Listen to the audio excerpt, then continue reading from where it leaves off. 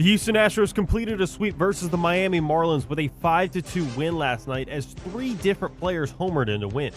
Those players include Jeremy Pena, Yordan Alvarez, and Isaac Paredes.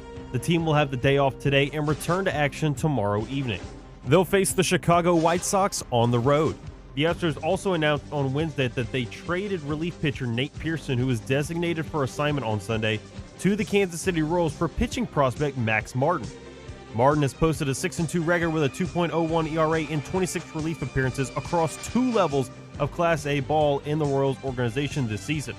Martin was the 10th overall pick by the Royals in the 2025 draft. SEC Media Day 4 from Tampa, Florida begins today as RP3 and Mesh and the LohDown with D-Loh will broadcast live from there. Today's teams that will be available at the podium and on the floor are the head coach and players from LSU, Arkansas, Mississippi State, and Texas. The Saints announced that Joey Thomas, Patrick Carter, Dele Harding, and Nick Williams will assist the coaching staff in the 2026 preseason as part of the Bill Walsh NFL Diversity Coaching Fellowship Program. And Victor Wembanyama was named the NBA 2K27 cover athlete after leading the San Antonio Spurs to the NBA Finals this past season. I'm James Mesh, and this has been your 2-minute drill on ESPN 103.7 Lafayette and 104.1 Lake Charles, Southwest Louisiana sports station, your home for the LSU Tigers and Houston Astros. The 2-minute drill has been powered by B1 Bank. Visit b1bank.com to find a location near you. Dawson Iserloh prides himself on taking a deep dive to uncover all the relevant data about the sports and sports teams he loves. And now he's sharing all those facts inside his big brain with all of you. Here is the LohDown with D-Loh on ESPN 103.7 Lafayette and 104.1 Lake Charles, Southwest Louisiana's sports station. It is the LohDown. It is day 4 of 4. Can you believe it? And you blink and it went by. We are here from Tampa, Florida, the Marriott. What a week we've had already. What a day today was. We kind of knew this was how it was going to be. A little bit different from how we've ever done media days in the past, right? LSU's always gone early.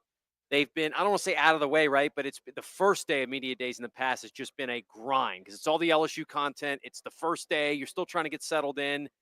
This time around, I think I prefer it this way. I think maybe the ideal thing would actually be if LSU was like day 2 or 3. But we had our kind of our groove about everything. We had gotten a lot of great content throughout the week, and it was like, hey, let's see if we can finish this thing strong. Let's get all the content we can get. And I think all that went really, really well. If you missed it, RP3 and Mesh had Whit Weeks and Trey Des Green on live. The way that worked out was just perfectly. We didn't quite know, and it was like, hey, are they going to be on my show, Ray's show? And it worked perfectly. TJ Daugherty, the third and final player, will be on this show. We'll have him, so we'll have all 3 players that made an appearance. We got a chance to listen to Lane Kiffin at the main podium. Kiffin did not make his way to Digital Drive. Of course, LSU making sure to be very selective about the opportunities that Kiffin has in front of the media, but I know he was part of some breakout rooms with some local media this morning. So really, all things considered, I think it went really, really well today. It's been a great day so far. And the best part about it is we got a lot of content left to share with you. And that includes today's show and tomorrow's shows. We're not going to be here in Tampa, of course. The event officially wraps up in just about an hour or 2. Texas is the last team that's going to have to take to the podium. Arch Manning was, of course, one of the most the hottest commodities around here. Trying to get a conversation with Archin's next to impossible, but we saw him in the building. So tomorrow's shows are going to be all pre-recorded, but they're all original content. We're not even recycling any of the interviews we had from earlier in the week. It is going to be all original content from myself and from RP3 and our guy Blake Purser, who's been fabulous all week long, been a tremendous help having him around to help us get content, to get the videos, get the pictures, and of course hop on the air whenever needed as well. So all that has gone super well. And tomorrow is going to be 4 more hours of completely original, never been heard before content on the 2 shows. So excited for that. And it's all made possible by our friends at Service Chevrolet Cadillac. They've been great partners with us. We could not have done it without them. Shout out to them. We'll get the hat in here. If you're watching us on the YouTube stream, they've been awesome. Every new Chevy from Service Chevrolet comes with a lifetime powertrain warranty. That is not how things roll at every dealership. You probably know that if you've been searching to buy a car in the past. 0% APR for 60 months on the 2026 Silverado 1500. And if you're not looking for a new car, remember, they'll buy vehicles. They'll give you top dollar for your trade. New and pre-owned sales, certified service and body shop, genuine GM parts, fine line custom accessories, and that car wash right out in front of the dealership. all at Acadiana's #1 Chevrolet dealership. So, bonus content for you coming tomorrow. But here's what we got lined up today. I just mentioned it. Right after this segment, we're going to hop right into it. TJ Daugherty, transfer linebacker, comes over from Ole Miss, starting with alongside Whit Weeks at that linebacker position for the LSU Tigers. We'll get his thoughts on what it's like to be here, what he's excited about, everything about getting put into place. I'm going to ask him, too. I plan to ask him, there's been kind of some question marks. What does it look like for those Ole Miss guys who come in? How do they get themselves acclimated, right? They're kind of their own group, but then they're assimilating with the LSU players. What's that going to look like? So we'll go ahead and make sure we get that asked with TJ Daugherty. He'll be coming up right after this break. Then at the bottom of our #1, as I told you before, we've got some great stuff. How about Ryan McGee with ESPN? You know him from Marty and McGee, one of the best college football sports podcast shows that's been around for so long, ESPN Radio and all the other places that they've been. So Ryan McGee is awesome. I spoke with him earlier in the week. We'll play that for you at the bottom of our #1. Top of our #2, our good friend, Zach Nagy. Weekly guest for us all throughout the season. We've had a couple weeks off for Zach. He is back. He is in the building. We've been hanging out with him throughout the week since he got here. So he'll be hopping on live with us at 2 o'clock. And then we'll round things out the bottom of our #2 with a guy who's kind of a rising star in this industry. I don't think that's a stretch to say. J.D. Pickell of On3. He played quarterback in college at Cornell, played his last year at Baylor. You've probably seen his podcast. He's been doing great work with On3, so he's going to stop by. He'll join us at the bottom of our #2. So TJ Daugherty, Ryan McGee, Zach Nagy, J.D. Pickell, a star-studded lineup on the fourth and final day, live here from Digital Drive in Tampa, Florida at the Marriott. All that being said, we still have a lot of other things to get to. I want to give my thoughts. The LSU guys went today. They went earlier, right? They all took to the podium. I had a chance to bounce around not only Lane's presser, but then the players. They do the open media availability with all three of them. So I was able to bounce around a little bit, focused mostly on Whit Weeks for that one. But I actually got a chance to talk personally with all three of them. I'll give my thoughts on that and more on today's edition of Locked In.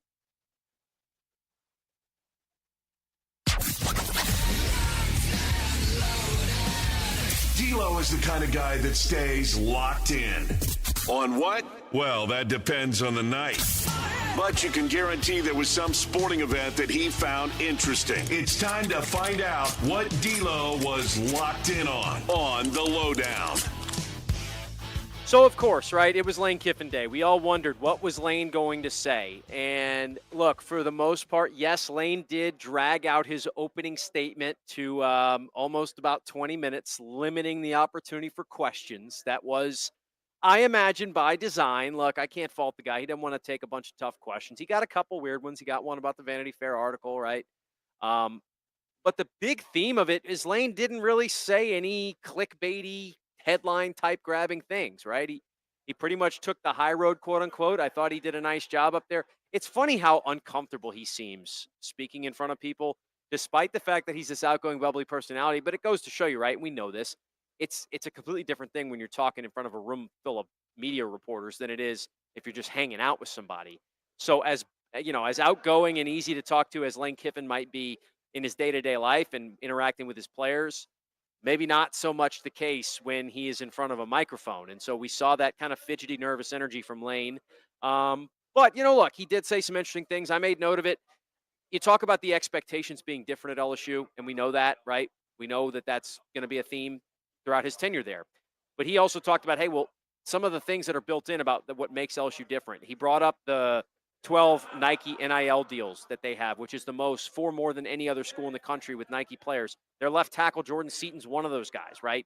It's not every day that Nike hands out NIL deals to offensive linemen. They have that, and he doesn't think it's by accident. He thinks that's associated with the brand power that LSU has, right? And I think there's some validity to that. The other thing that really jumped out to me, look, I'm trying not to say this in a certain, or make it be received in a certain type of way. Lane is sentimental at times, and he brings up some great stories. And I thought it was really well said and well spoken when he talked about his dad. Nobody saw the Hulk Hogan reference coming when he brought that in. But, the story is, I think, well-intentioned.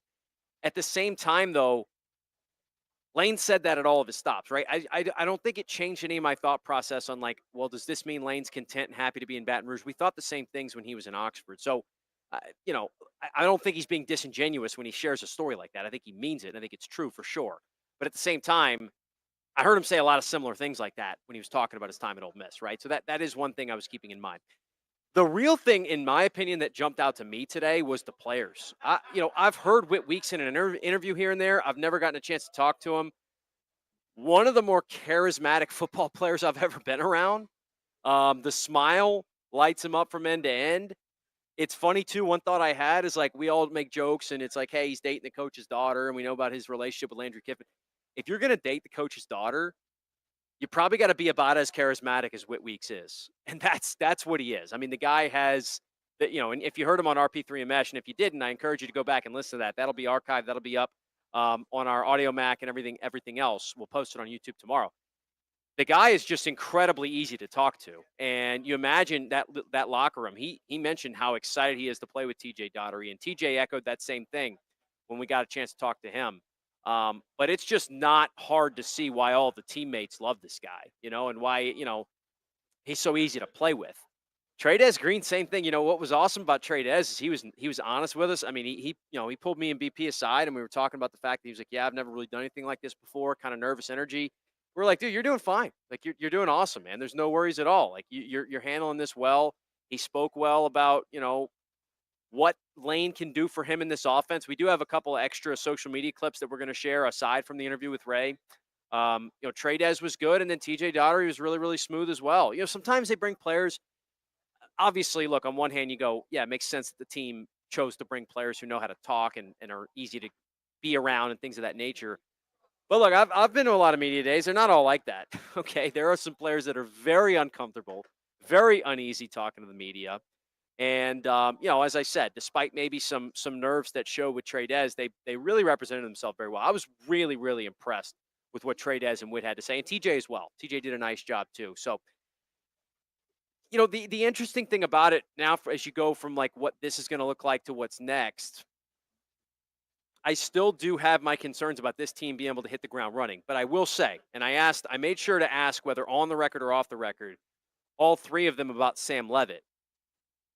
Well, sometimes, look, I'm not a body language expert as far as these things are concerned, but I will say there seemed like a real, genuine, easy kind of big smile and like a deep breath and like a relaxing thing when I brought up Sam Levitt. They're like, "Oh yeah, that's our guy." Like Sam's, you just wait till you see what Sam can do. That was kind of the consensus across all three. And so when all three of them react that way, obviously Trey somebody who's working with him much more closely, you imagine, on getting route trees figured out and timing windows and things of that nature, throwing balls all the time. And then the two guys on defense who are looking at him as a leader and as a figurehead on this team and things of that nature. They were all very quick to go and say, "Hey, the dude's a baller. The dude's a gamer." The one thing that was maybe interesting to me, I can't remember if it was Trey or TJ who said it specifically. They're like, "You're going to be blown away." I think it was Trey They said, "You're going to be blown away by his athleticism. Like some of the things he can do with his footwork." He's like, "It's just next level." And so I think I've known that, right? You remember him at Arizona State with the escapability, getting outside the pocket, creating some big throws. Remember he played with Jordan Tyson here and there and Scattaboo next to him. But Trey was like, that stuff is next level. And now look, not to throw shade at Garrett Nussmeier, right? But we know he wasn't a special athlete. He did most of his work in the pocket with the arm strength. Sam's going to do a little bit of the opposite of that, right? Which is going to be moving around. And Lane, think about the quarterbacks Lane Kiffin has had in recent. Just go. You don't even have to go farther back than Trinidad Shambles last year. Now I know Kiffin was gone at the time when you're talking about that playoff game, but Shambles against Georgia, some of the magic he made with his feet, extending plays against Georgia, and we always go like, "Hey, all right, that can happen." And sometimes we think of it when a quarterback has a lot of success early in the year against maybe some not so great opponents. You're like, "Well, he's dancing around now, but wait till he's playing some of the best teams he's going to play. That's not going to fly, right? He's not going to be able to outrun everybody." Well, he did it against Georgia in the playoffs against a bunch of future NFL defensive linemen. And he's running circles around them, extending plays. I saw, it came up on my feed today, the flip where he flipped it out to Kejuan Lacey after extending. And then, it was on that last drive, the game-winning touchdown drive. And they get down the field again, and there he is. He's extending the play, looking down, hitting a big shot up the seam. That is the stuff that I am interested to see how it's going to look. And LSU's got a lot of new faces in that receiving room. They bring in a Trey Brown from ODU, and we already talked about what Trey is going to look like in Kiffin's system as opposed to, what Brian Kelly had him doing in the past and, the different offensive coordinators that they ran through while he was there. I think all that stuff's going to be a tremendous positive, but at the same time, can you get it going quickly? The theme of the week for LSU, no doubt, the thing that's been brought up the most, whether it's been me or people asking me about it, questions on the podium, that first month of the schedule, man. Boy, is it going to be tough. You got Clemson. Let's not forget about Louisiana Tech. I don't think we think the Bulldogs are going to challenge them like the other three are, but they got a Tech team that was a bowl team last year, was solid. And then it's Ole Miss on the road, and it's A&M at home. That is a daunting start to the season. And so as much as we may believe in it, and as, Moscona said it to us earlier this week, it's been a theme, this team's probably going to get better as the season goes on. They got to be ready to roll right off the rip. And look, the Clemson team, I'll tell you what, I've given up on trying to figure out Clemson because everybody at this time last year had Clemson as a surefire national championship contender. They looked awful for most of the season, at least by their standards. So I don't know if they're going to be any better. They got the Vizzini kid that people are excited about, but everybody was excited about Cade Klubnik too, and it never happened. So I don't know how good that team's going to be. I think we have a better idea that Ole Miss and A&M are going to be legit. So what does that first month look like? Can you get out of that 3-1, right? I think that's going to be probably the goal that people talk about. Can you win 3 of those first 4? And if you do that, then you're set up in a good spot the rest of the way, right? And you'll be in a pretty good position to try and accomplish everything you want to. You got the Alabama and the Tennessee and stuff later down the road.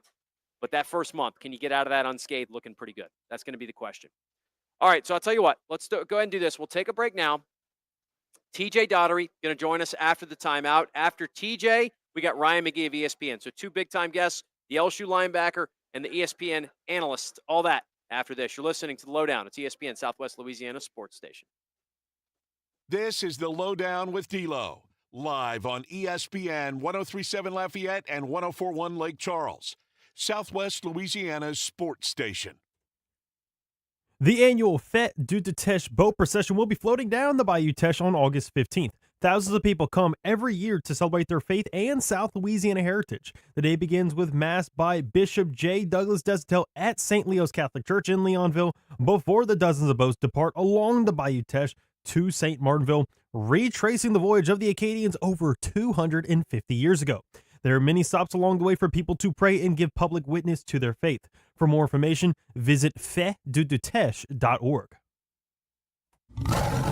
From Tiger Stadium to the Texas state line, ESPN 103.7 Lafayette and 104.1 Lake Charles is your home for live and local sports talk in Southwest Louisiana. We're your official home for the LSU Tigers and Houston Astros. ESPN 103.7 Lafayette and 104.1 Lake Charles also tackles the latest involving the Louisiana Raging Cajuns, McNeese Cowboys, and New Orleans Saints. So keep it locked right here. ESPN 103.7 Lafayette and 104.1 Lake Charles, Southwest Louisiana's sports station. Need peace of mind with your estate planning? Turn to Beal & Hebert, your trusted hometown lawyers. At Beal & Hebert, we make estate planning simple and stress-free, ensuring your legacy is secure and your future is in the right hands. Don't wait. Schedule your consultation today at BealHebert.com. That's BealHebert.com. Safeguarding your tomorrow today. Looking for a great midweek treat? Come to Mezcal Mexican Restaurant every Wednesday and Thursday and enjoy their sizzling fajita special. $13.99 plus tax all day long. Don't forget all day 2-for-1 margaritas. Are you planning a large party? Let Mezcal handle it. Call 337-484-3298 and Mezcal will take care of everything. That's a fajita special, $13.99 plus tax all day Wednesday and Thursday at Mezcal Mexican Restaurant, 3546 Ambassador Caffrey, next to Rooms to Go. Come taste the flavor of Mezcal. You want to feel important. You want to be a part of something bigger, something that matters and can help change things. You want to feel like you belong. We know. We felt that way too. And that's why we did something about it. We aren't just Army National Guard soldiers. We are normal people just like you. And together, we can make a difference. Take on your legacy. Visit NationalGuard.com to find out more.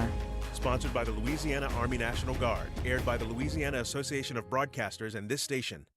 Every weeknight, MeTV has your laugh therapy. To chase away the blues or the olive drabs. With 2 hours of MASH at 5. This guy's ankle has tickled my funny bone. Followed by the Andy Griffith Show at 7. Doggone it, Otis. You're supposed to be hugging me when I'm arresting you.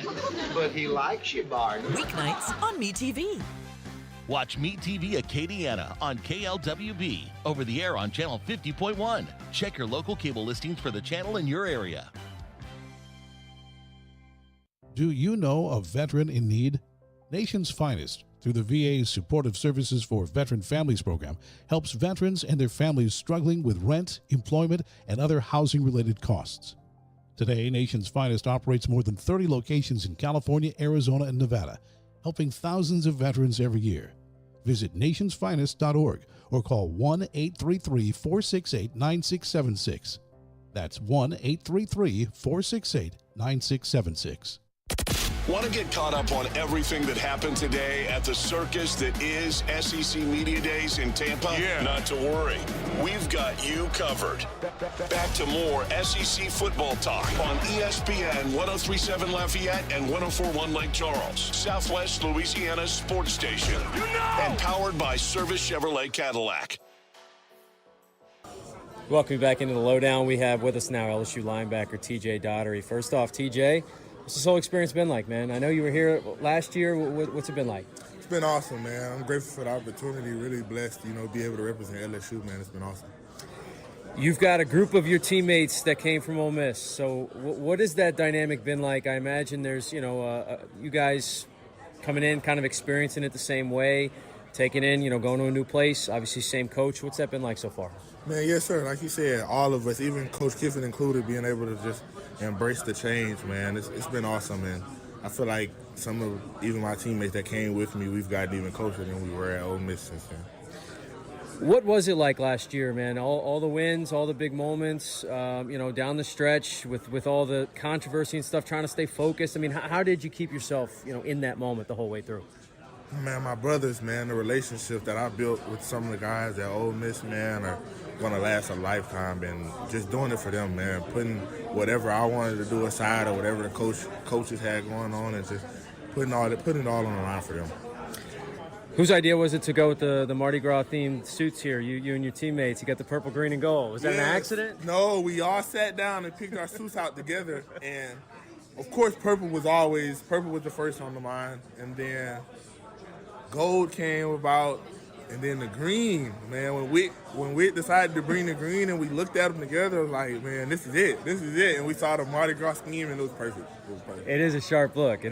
Well, look, I have to ask you. You're going back to Oxford, and we know that place is going to be bumping. I mean, it's going to be crazy.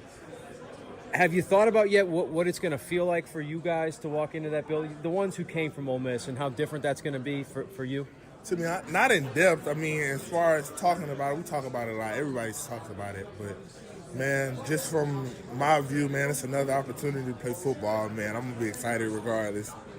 What has it been like so far in Baton Rouge, getting yourself acclimated, getting spring practice, now into the summer, and getting ready for the fall? Been awesome, man. Like I said, man, a great group of guys on the team, man. So they've made it so much easier for me and anybody else transitioning to LSU, or even the returning players who don't know Coach Kiffin and maybe their position coach now that made it came from Ole Miss. So, I feel like everybody has something new in their life on the team, and we've all just embraced that and came together behind it. We were talking with Witt earlier. He can't stop talking about how excited he is to play alongside you. I mean, it's really, there's an argument to be made. It's the best linebacking duo in the country, and I know you guys are set out to prove that this year. What is it going to be like playing alongside somebody like Witt? Amazing, fun, man. A lot of energy, a lot of hitting, a lot of running, man. Just a lot of energy, man. You can tell we both just love football, man. And talking about doing it for LSU, man, we'd rather do it for nobody else. We're excited. Yeah, your play style, man. Just talk to me about kind of how your game has grown and developed, and what and what's going to be potentially your final season here. Like what have you been working on? Where are you still growing? Man, talking about from a formation recognition standpoint of being able to see the tails and the personnel when their personnel's come out, being able to have a sense of what they like to do out of each personnel group, just to be quicker on my feet and even help my teammates out. If I see something, being able to tell them the play's coming, and we all just being quicker, to where we all almost know the play's coming before it happens. Talk about Sam Levitt a little bit. Everybody's excited to see him. He's been working his way back. He says he's full go. I guess you've probably gotten a little chance to compete against him in practice, things of that nature. What kind of dynamic does Sam bring to y'all? A competitive, dominant type of angle, man. He doesn't like losing at anything. Whether we're competing in sprints and conditioning, man, he doesn't like to lose. And when he does, you can tell it just bothers him so bad. And I love that about him, man.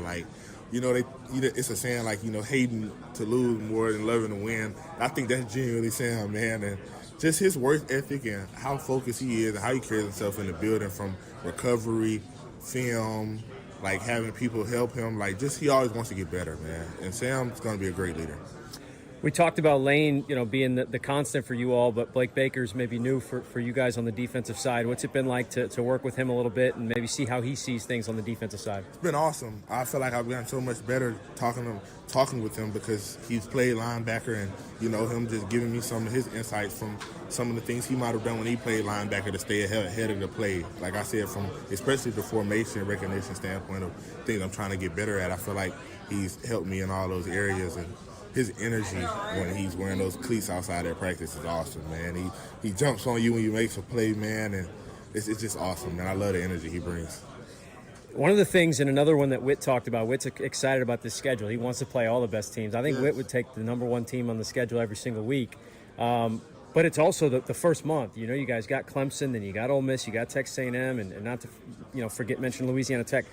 How are you guys going about the idea that you've kind of got to be ready to roll right off the bat? Yes, man. I'm excited. I'm embracing it, man. We're talking about that's what this grind for that we're doing now in the summer, man. Like, getting ready for those moments, man. Like you said, week one out the gate, and just excited and being able to dominate each and every week regardless of who the opponent is. That's our goal. So that's what we're working to. All right, TJ, best of luck. Thanks for doing this. Appreciate you. It's TJ Daugherty, linebacker for the LSU Tigers. We'll take a break. We've got more coming up. You're listening to the LohDown.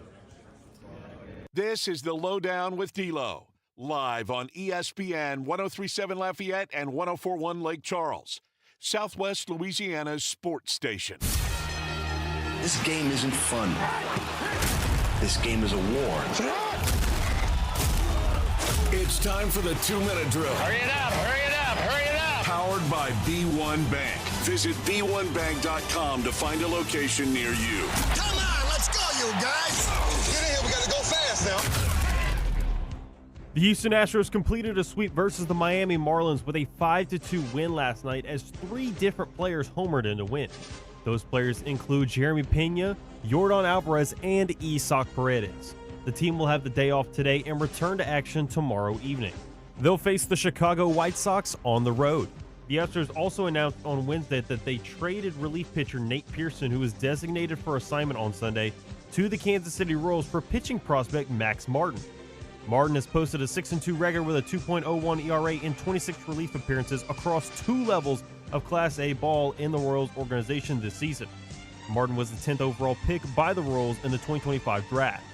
SEC Media Day 4 from Tampa, Florida begins today as RP3 and Mesh and the LohDown with D-Loh will broadcast live from there. Today's teams that will be available at the podium and on the floor are the head coach and players from LSU, Arkansas, Mississippi State, and Texas. The Saints announced that Joey Thomas, Patrick Carter, Dele Harding, and Nick Williams will assist the coaching staff in the 2026 preseason as part of the Bill Walsh NFL Diversity Coaching Fellowship Program. And Victor Wembanyama was named the NBA 2K27 cover athlete after leading the San Antonio Spurs to the NBA Finals this past season. I'm James Mesh, and this has been your 2-minute drill on ESPN 103.7 Lafayette and 104.1 Lake Charles, Southwest Louisiana Sports Station, your home for the LSU Tigers and Houston Astros. The 2-minute drill has been powered by B1 Bank. Visit b1bank.com to find a location near you. Do you need more of the fellas here on Southwest Louisiana's sports station? Of course you do. So go make sure and subscribe to ESPN 103.7 Lafayette and 104.1 Lake Charles YouTube channel at ESPN_SWLA. Don't forget to turn that bell on so you get notifications for new episodes of 4 Tire Change Podcast, where Dawson Iserloh talks all things NASCAR, or Cleats and Sneaks with James Mesh. Get yourself more of Southwest Louisiana's sports station at ESPN_SWLA on YouTube. The best businesses aren't just businesses, they're neighbors. Here's a message from a proud certified South Louisiana business. Bro Bridge Truck Stop Casino. They have the newest games around. Hot seat drawings and monthly specials like no one else. Located on the Bro Bridge Highway and on the banks of the Vermilion River. Come out today and try your luck at the Bro Bridge Truck Stop Casino. When you support local businesses, you strengthen the communities we call home. Shop local, support local, certified South Louisiana. When it comes to the best Boudin cracklins in Acadiana, just follow your nose to Billy's Boudin Cracklins. You know the original stuffed pepper jack Boudin balls, award-winning Boudin cracklins, but you gotta sink your teeth into their variety of fresh and smoked sausages. Stock up on the wide selection of specialty meats as well. They're available at all 4 locations of Billy's Boudin Cracklins, Opelousas, Scott, Lafayette, or the Crot Springs location now featuring a dine-in area with great burgers and much more cooked to order. Or visit online at billysboudin.com. Attention first responders, police officers, firefighters, military and former military personnel. If you have an acre or more of grass to cut, Skag Zero-Turn Mowers would like to thank you by offering you a special discount with their Simply the Brave First Responders program. Save big money on the industry's top-rated zero-turn mower at Nolan's Lawnmower in Carencro. Nolan's can offer well-qualified buyers 0% financing for 48 months. Come by Nolan's Lawnmower at 3547 Northwest Evangeline Thruway and check out the full line of Skag zero-turn lawnmowers. We are the soldiers of the Louisiana Army National Guard. We are your neighbors. We are your sons and daughters. While we serve part-time, we are learning valuable life and job skills. We are earning money for college, for trade and technical schools, and for certifications. We are proud to serve both our country and our home state. We are your Louisiana Army National Guard. Sponsored by the Louisiana Army National Guard. Aired by the Louisiana Association of Broadcasters and this station.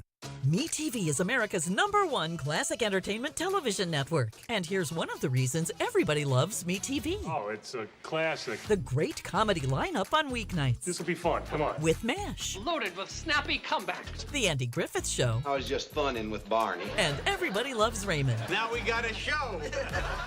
Watch Meet TV Acadiana on KLWB, over the air on Channel 50.1. Check your local cable listings for the channel in your area.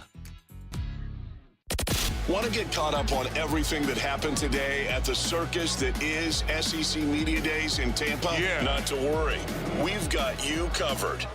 Back to more SEC football talk on ESPN 1037 Lafayette and 1041 Lake Charles, Southwest Louisiana's sports station.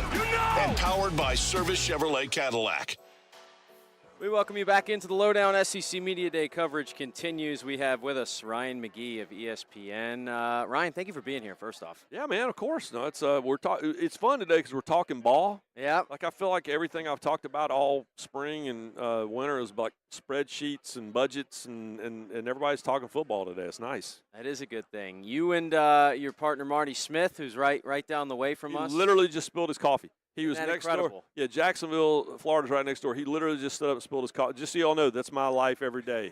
I have 2 marriages. I have one in Charlotte with my wife, and then I have one on the road with Marty. And you guys, what is it, 8 years now? I mean, it's been a pretty impressive run. What's it been like, man, to watch that show grow? It's crazy, and so it's funny. So we've done 8 years. We've done this talking season special at Media Days.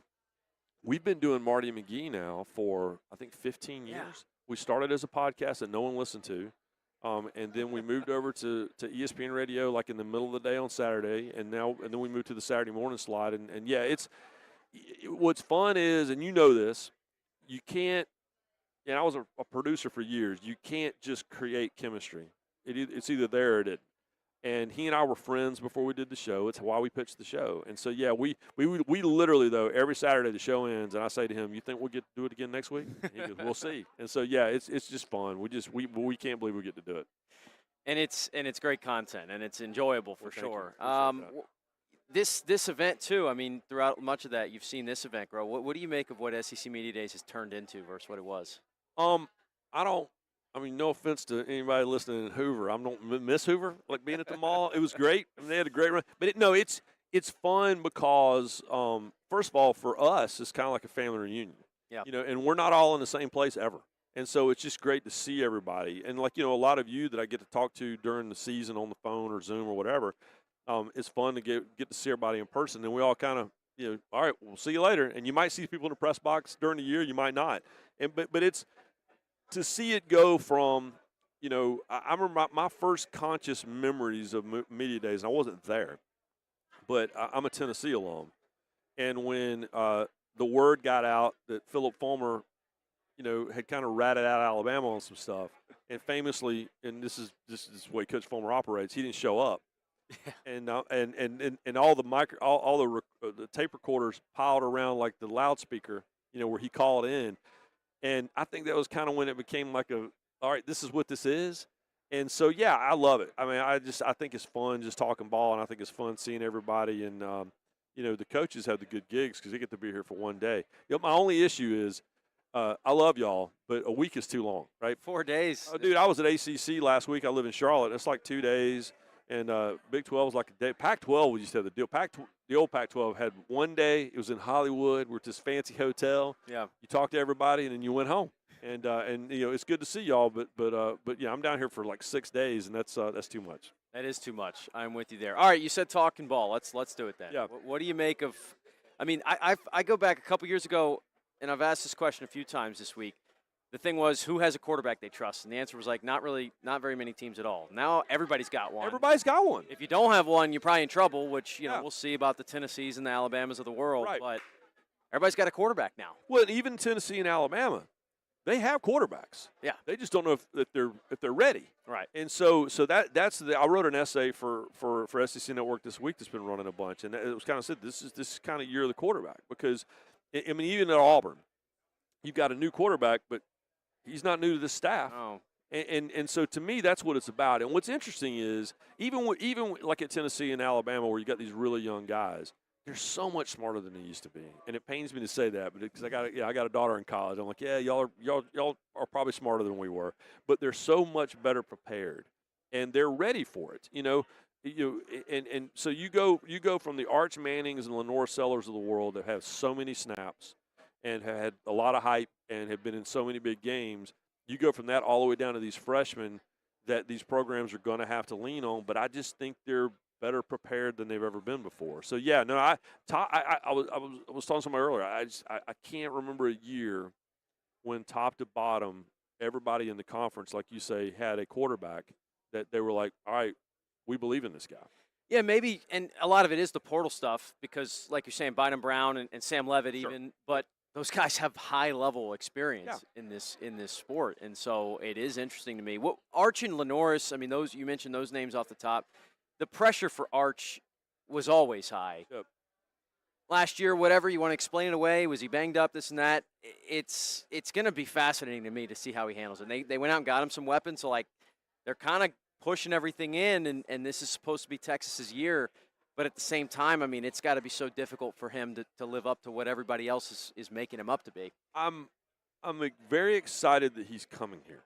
They have done a really good job of keeping him away from all of us, and I don't know that it's done him any favors. But and again, I know the Mannings a little bit. I know his uncles. I know his dad a little. I know his granddad very well. I don't know. I don't think the outside pressure is it. I think that we make a big deal out of that because of who we are and who he is and all that stuff. But I don't think that Arch Manning, who grew up in his entire life, I don't think he's lying in bed at night going, oh no, the city of Austin is depending on me. I think he wants to succeed because of the guys in the locker room, and he wants to succeed because he wants to play football for a living, and he wants to win a national title at Texas. So I think the pressure is coming from internal. I don't think the external stuff, I don't think that bothers him. And again, I think that goes back to them wrapping him in bubble wrap and keeping us away from him media-wise all these years. When he did have to speak, when they would make the playoff and he's not the starting quarterback and there's 10 times more people talking to him, he handled it great. So I don't worry about him externally, but I certainly think he puts a lot of pressure on himself. This is a year in which a team like Georgia, who's going today, they've got Gunnar Stockton back. I've had some questions about the offense. Like, are they going to have enough innovative? Are there going to be some innovative things that they do?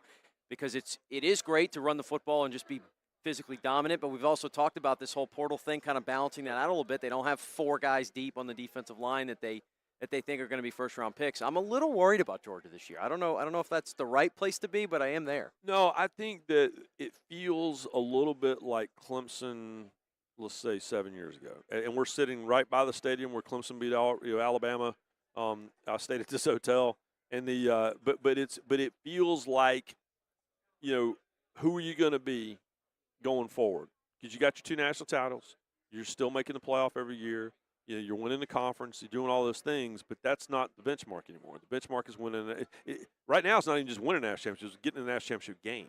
And so, it feels a lot to me like where Nick Saban was, kind of in the middle, where Bear Bryant was, kind of in the middle. You won the first group of national championships, but then you had to evolve. That's how Lane Kiffin ended up at Alabama's offensive coordinator. That's when Bear Bryant started running the wishbone. Is all right? You have to change, and if you don't, Clemson, then you can be pretty good but not great anymore. And so I'm with you. I think they've got to be more creative offensively because yes, that worked, and yes, it's gotten you. It's still every year getting you to a certain point. But what is going to get you to the next level? And I don't have an answer to that because I'm not a football coach, but it reminds me a lot of the crossroads that you've seen a lot of legendary coaches get to, and the ones that make a change keep winning, and the ones that don't, they still have their national championship rings that are very old. Ryan McGee is our guest. ESPN joins us here on the show. The rest of this conference, like all that group of teams where you kind of shrug and go, yeah, I mean, maybe, like South Carolina, Vanderbilt, Tennessee. Is there one of those that's your favorite? I mean, is there somebody you think that's going to jump into this thing and make it a point? I don't think that South Carolina is good enough to win the SEC, but I think that Kendall Briles as an offensive coordinator paired with Lenora Sellers, I think they have the chance to ruin the year for a lot of teams. If we get the Lenora Sellers that we saw at the Clemson game 2 years ago, that's an unstoppable machine. Oh yeah. But Lenore's has to buy into that too. He's a very quiet guy. He's not a rah-rah leader guy. The coaching staff has told me they need him to do more of that. And I love Mike Shula. He's one of the nicest guys in the world. But creative on offense, he is not. He's very his dad, pro style, whatever. And so the thought of a Lenora Sellers being cut loose, truly, and not worried about if he's going to get hurt, just let him play, then I think I don't think South Carolina can win. They can't win the SEC. But, man, they could make – and I feel that way about LSU too. I don't think LSU can win the SEC, but you take all those pieces and my best friend Lane Kiffin, and then you can I don't think they're good enough to win the conference yet, but I think they're certainly good enough to ruin the year for a lot of other people. Well, Ryan, you made the show for us, not ruin the show. So thank you for being here. Appreciate that. I didn't spill my coffee like Marty. I know. So, yeah, there you go. Clean and everything's good to go. Thank you for being here. Yeah, absolutely. It's Ryan McGee. We've got plenty more coming up. It's the LohDown. Stay with us. This is the LohDown with D-Loh, live on ESPN 103.7 Lafayette and 104.1 Lake Charles, Southwest Louisiana's sports station. It's time to get ready for one of South Louisiana's favorite summertime traditions. The 17th annual STM Fishing Rodeo is July 31st to August 1st at Quintana Landing in Sycamore Point. Whether you're chasing the winning catch or just looking for a great weekend on the water, enjoy great fishing, exciting prizes, delicious food, and a fun atmosphere, all while supporting STM Catholic High School. If you register by July 24th, you will be guaranteed an official event t-shirt. Register today at stmcougars.net/fishing. ESPN 103.7 Lafayette and 104.1 Lake Charles is the proud winner of 4 2026 LAB Prestige Awards, including Best Use of Digital Media, Foot's Friday Fury, Best Live On-Site Remote for our Super Bowl Radio Row coverage, Best Promotion for our No Shave November initiative, and Radio Young Professional of the Year for Dawson Iserloh. We're proud of being Southwest Louisiana's sports station and are humbled to be recognized by the Louisiana Association of Broadcasters. Are you looking for an eye expert? Well, visit Acadiana Optics in Broussard, locally owned, founded, and operated by Broussard native Dr. Lindsay Dugas. From comprehensive eye exams for glasses and contacts to diabetic exams, pediatric eye care, emergency eye care, cataract and LASIK evaluations, Acadiana Optics provides family eye care for all vision needs. Enjoy state-of-the-art technology, designer frame selections, prescription Maui Jim sunglasses, and custom glasses and contacts. Acadiana Optics in Broussard. Call today to schedule your appointment. Curious about that old coin collection in your drawer? Then don't miss the Lafayette Coin Show, coming to the Cajun Dome September 11th to 12th. The Lafayette Coin Show bringing collectors, dealers, and enthusiasts from across the region to buy, sell, and trade rare coins, paper money, and more. Free appraisals, unique finds. Connect with knowledgeable coin experts. The Lafayette Coin Show, September 11th, 12th at the Cajun Dome. Explore history, value, and treasure, all under one roof. Don't miss it. We are the soldiers of the Louisiana Army National Guard. We are your neighbors. We are your sons and daughters. While we serve part-time, we are learning valuable life and job skills. We are earning money for college, for trade and technical schools, and for certifications. We are proud to serve both our country and our home state. We are your Louisiana Army National Guard. Sponsored by the Louisiana Army National Guard. Aired by the Louisiana Association of Broadcasters and this station. Your Honor, I would like to introduce exhibit number 1. MeTV is America's #1 classic television network. There can only be one number 1, me. MeTV features over 60 of the greatest classic TV series each week. Go with the winner. Enjoy dramas, comedies, westerns, sci-fi, and more. You just watch me. Watch MeTV Acadiana on KLWB, over the air on Channel 50.1. Check your local cable listings for the channel in your area. MeTV is memorable entertainment television. School sports are played by humans, coached by humans, and officiated by humans. So the next time you're sitting in the stands at a school athletic event, please remember this and maintain your humanity, especially when it comes to judging and critiquing athletes, coaches, and officials. Please show your fellow humans some respect. They'll appreciate your empathy. This message presented by the LHSAA and the Louisiana High School Athletic Directors Association. It's the conference where everything just means more, including talking season. Everybody! Back to more SEC Media Days from Tampa coverage on ESPN 1037 Lafayette and 1041 Lake Charles, Southwest Louisiana's sports station, and powered by Service Chevrolet Cadillac. All right, we are back here as the lowdown continues on. We are back live on Digital Drive, Tampa, Florida. The weather has been really, really nice since we've been here. That's one thing, kind of a question mark. Funny thing about it, right? Those of you who listened to the show on Monday will know that we shared our travel dilemma. If you missed that, I'll give you a quick recap. So we had flights booked out a long time ago.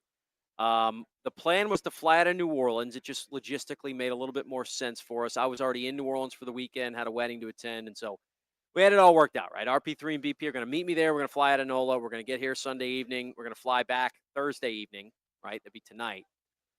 And then flights start getting delayed. I'm keeping my eye on it, and I'm like, uh-oh, that doesn't look good. And eventually it gets to the point we're going to miss a connection, and we go, you know what? We just got to drive. Like, what else are we going to do?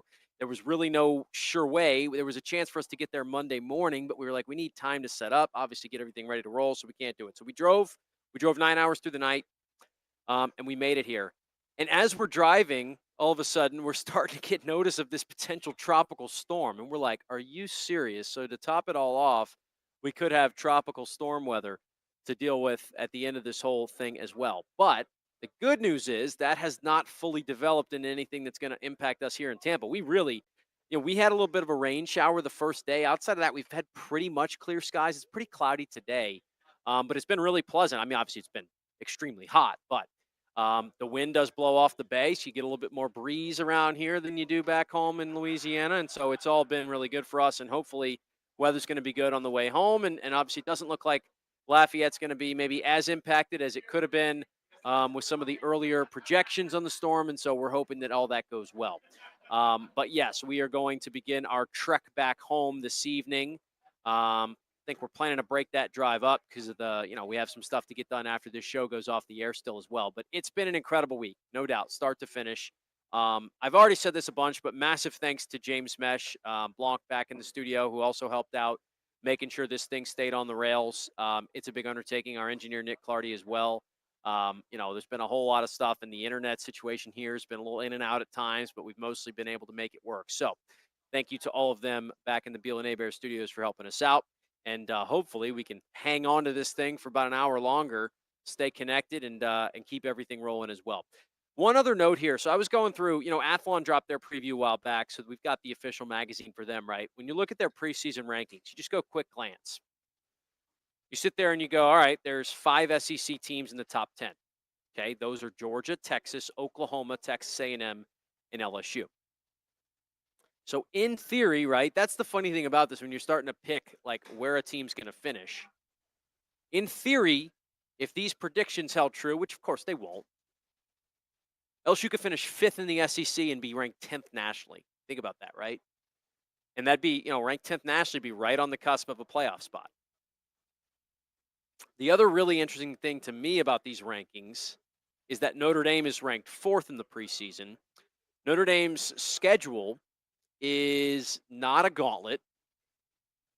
They're going to likely be favored in at least 11, if not all 12 of their regular season games. And remember, with that new little addendum put into place, if Notre Dame finishes 12th or better in the rankings in the college football playoff, they are in no matter what, no matter if there is a champion rank behind them that could have jumped over them, right? So when you start to do this math on how many playoff teams the SEC could potentially have, even if there ends up being, and as I said, like the idea that this ranking system is, especially when these teams play each other, they're going to win and they're going to lose games.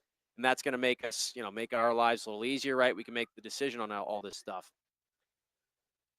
I just don't see the SEC getting more than 4 teams in this deal, right? And I know, by the way, it's very against me. I shouldn't be doing it, even mentioning the college football playoff in July. But shame on me, I guess. That's what talking season will do to a guy. I just think it's interesting to look through all these teams. Indiana's ranked 5th in the preseason. They're the defending national champs. I get it. I love Josh Hoover, okay? Josh Hoover was at TCU. I got a chance to see him play in person when they played in the New Mexico Bowl against the Cajuns a couple years ago. I thought he was good last year. So I think there is a chance Indiana's up, but we have no idea if that Indiana team's going to be able to be back to what they were, right? You climb the mountaintop once, you're able to climb it again. There's only so many Kirby Smart, Nick Saban runs of the world. Maybe Cignetti is the next one. Maybe he's not. And so I'm just fascinated to see it all. Another thing that jumps out to me, you have Ohio State and Texas. We know they're going to face each other, right? Week 2. Last year, it was this monumental build up to it, and then we know the game itself, maybe it was close in the end, but it wasn't like the most high flying action you've ever seen. Arch Manning and Julian Sand both looked pretty pedestrian. Those two meeting up again, preseason potentially number 1 and number 3. We'll see what the AP poll looks like when it comes out. That's going to be box office stuff, man. And yes, it's not going to eliminate anybody from the playoff if you lose it, but do you know how big a boost that is if you win that game and you start with that feather in your cap, that carrot to put in the back pocket? I mean, massive. And that's early in the season. It's the same way we thought last year about LSU and Clemson. Now, the thing we didn't realize is that both those teams were going to lose enough games to where it didn't matter. But B, like LSU obviously thought the Clemson game was going to be a top 10 win. They thought when they looked back at the end of the season, they'd be able to easily have this, massive monumental non-conference victory. That ended up happening that way. Now, it's harder to imagine a Texas and Ohio State fall off in that same situation, but it's certainly not impossible. I mean, we know what that looks like, right? You're a couple injuries away from things changing in a heartbeat. So all that stuff to me is extremely, extremely fascinating. You look at the SEC teams that are in the back half of the top 25. And again, I'm going by Athlon just because it's in front of me, but you can pick your favorite one. Alabama's ranked 15th in these rankings. And then you have to go, and that's it. So that's the most interesting thing to me. You have, Tennessee's the other one. Tennessee's at 21. So you go from having 5 in the top 10 to just 2 teams ranked from 15 to 25 in this conference. As I said before, I think the more likely thing is that some of these teams that are up in the top 10 are going to finish a little lower than that. And there's obviously going to be probably some teams that are up near the top or outside of the rankings right now that get their way in. But notable teams that aren't in this top 25, right? You think about, and Athlon, fortunately for us, ranks from 26 to 138, right? So you say Florida's at 26. They're right there behind the cusp. South Carolina at 28. Missouri at 29. Auburn at 34. I think Athlon's really very, very high on the SEC with some of those rankings. But you get the point, right? Which of those teams? It's my favorite conversation to have this week. What's that dark horse situation looking like? Is it a South Carolina? Is it an Auburn? Does Golish have enough in year 1 with Bynum Brown and company to make things happen? I'm not exactly sure, but it's going to be fun to watch. By the way, this Athlon preview does rank, I mentioned, all the way to 138. It's got the Cajuns ranked 114 out of 138. It's not very high on the Sun Belt, is Athlon, and it's very, very high, as I mentioned, on the Southeastern Conference in particular. But that's neither here nor there. Their official bracket, by the way, is LSU in as a 10 seed, and Ohio State is a 1 seed, and they have Ohio State over Georgia in the national championship. Now, I guess they just went ahead for their purposes and just picked the higher seed to win all these games and just show you what the bracket would look like if their like record predictions went. But think about it, and this is just all, again, complete hypotheticals. But in this rundown of things, you'd have Boise State going into Indiana in the first round, Texas Tech going to Oregon, LSU going to Miami, and A&M going to Oklahoma. Fascinating stuff to think and start playing this all out. But you know what? I'll officially say it. I'm getting way too far ahead of myself. Let's get back into reality. Let's get back into today. What is about to happen today is Texas is about to round things out. They're literally about to hit the podium right now. And it's kind of becoming ghost towny here as I'm looking at BP to my right. We've got tables clearing out. As I mentioned, a lot of this is just the nature of it. Look, a lot of people have flights at 5, 6 o'clock. Honestly, if we had our original flight, I don't know how we were going to handle this afternoon because we were going to have to be on our way to the airport. So that's maybe one benefit and bonus of, pivoting and being able to drive is we're going to be able to leave whenever we feel. But, yeah, a lot of people have decided to hit the road here. As we know, travel plans deem it necessary. But I'm sure a good number of people are still in there to hear what Steve Sarkisian has to say. And, of course, Arch Manning, I imagine the media scrum around Arch is going to be pretty big at one of those breakout tables. So we'll see what Texas has to offer. But we've got a lot more coming up on this show. As I mentioned, really excited. Our guy, Zach Nagy's going to stop by. He's been in town for a couple days, of course, doing all kinds of great work for LSU. He had a chance to be a part of these media scrums. He had some great content. He was telling me he had some good conversation with players. I think he got a chance to be with Kiffin as well a little bit. So looking forward to talking with Zach to start hour number 2, getting his thoughts on everything that's been the craziness with Kiffin and this LSU team. We'll get his thoughts on the season and SEC Media Days as a whole. Then that is not how we're going to finish things off. We're going to finish it off with our friend J.D. Piquel, who is one of the best in the business right now, rising star in the industry. He is with On3. His show has been getting bigger and bigger. And JD already up to, 68,000 followers. So he's been massive. He's going to stop by and join us at the bottom of the second hour. So we've still got our friend Zach Nagy. We've still got JD Piquel. I've also got some audio clips to play for you. We heard from guys like Alex Golish. We've heard from coaches throughout the week, Kirby Smart. We're going to get you some more coach audio. We'll play that in between our 2 interviews in the second hour. Then we're going to wrap this thing up and send you on your way. So it's been an incredible week so far. Let's finish it strong. 1 hour left from Digital Drive here, SEC Media Days in Tampa, Florida. We kick it off with Zach Nagy, of course, covering the LSU Tigers for 247. He joins us next. It's the LohDown, ESPN Southwest Louisiana Sports Station, streaming live on our app and on YouTube. Stay with us. Did you know you can get great tasting Clear Springs artesian water delivered to your office or your doorstep at home? Clear Springs is 100% local with their own bottling facility at the world-famous Kentwood Aquifer, no chemicals added. Just pure Kentwood, Louisiana artesian water. Clear Springs Water offers delivery of 5 or 3-gallon water service with a hot and cold temperature water cooler or even single-serve bottles delivered to your home or office. Easy to reach, clearsprings.net, then contact us tab or 337-519-3563. BB's Auto Sales has been serving Acadiana since 1966. Cleanest selection of pre-owned cars, trucks, and SUVs. Need financing? No problem. BB's offers easy financing for all credit types, including in-house financing. Plus, they're paying top dollar for your trade. Voted top 3 dealership in Community Choice Awards 2 years in a row. Visit BB's Auto Sales, 2 convenient locations off Johnston Street and in Abbeville. BB'sAutoSales.com. Cleanest cars in Acadiana. Imagine a place where wellness, luxury, and community come together. Welcome to City Club at River Ranch, Acadiana's premier private club. Enjoy a state-of-the-art fitness center, exceptional tennis and pickleball programs, resort-style amenities, and a vibrant social atmosphere. Whether you're pursuing your fitness goals or expanding your social circle, City Club offers an unmatched member experience. Visit cityclubatriverranch.com today. City Club at River Ranch, where lifestyle meets distinction. Acadiana Legal Services Corporation provides free access to legal services. Their work spans across Louisiana. They're committed to helping eligible individuals navigate legal challenges from family law to public benefits. Their team delivers reliable, high-quality representation. Acadiana Legal Services provides comprehensive benefits and a supportive work environment. Join a team that makes a difference in the lives of people. Apply today at la-law.org/careers or careers@la-law.org. Live from Upper Lafayette, this is ESPN 1037 KLWB Karen Crow Lafayette, KLCJ FM Oak Grove Lake Charles 1041, a Delta Media station. I'm Christine Lisi. All eyes at SEC Media Days on new LSU coach Lane Kiffin today. He said he now regrets how he handled his messy exit from Ole Miss when he fought to coach the Rebels during their surprising run in the college football playoff last season, even after taking the LSU job. He also talked about his comments made to Vanity Fair in May that some elite recruits weren't interested in playing at Ole Miss because of its lack of diversity. And that was a poor usage of a term that I believe, just like many coaches that have been there for, was factual. But over the course of a long interview, was bad timing and bad usage of the word. So it is what it is. I apologize when I said it.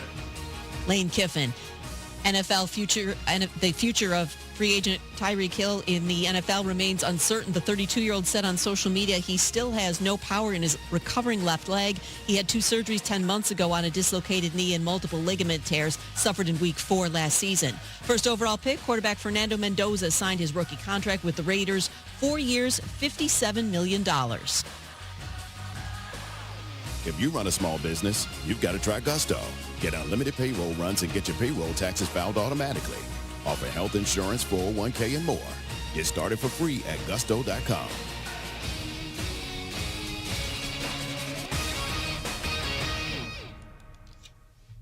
From studio.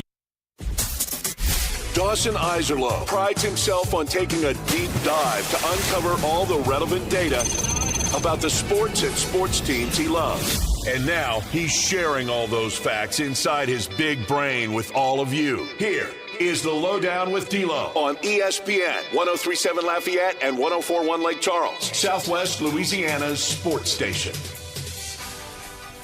It is the LohDown, hour 2 of 2, and it is our final live hour here at Digital Drive SEC Media Days 2026, Tampa, Florida. It has been a blur.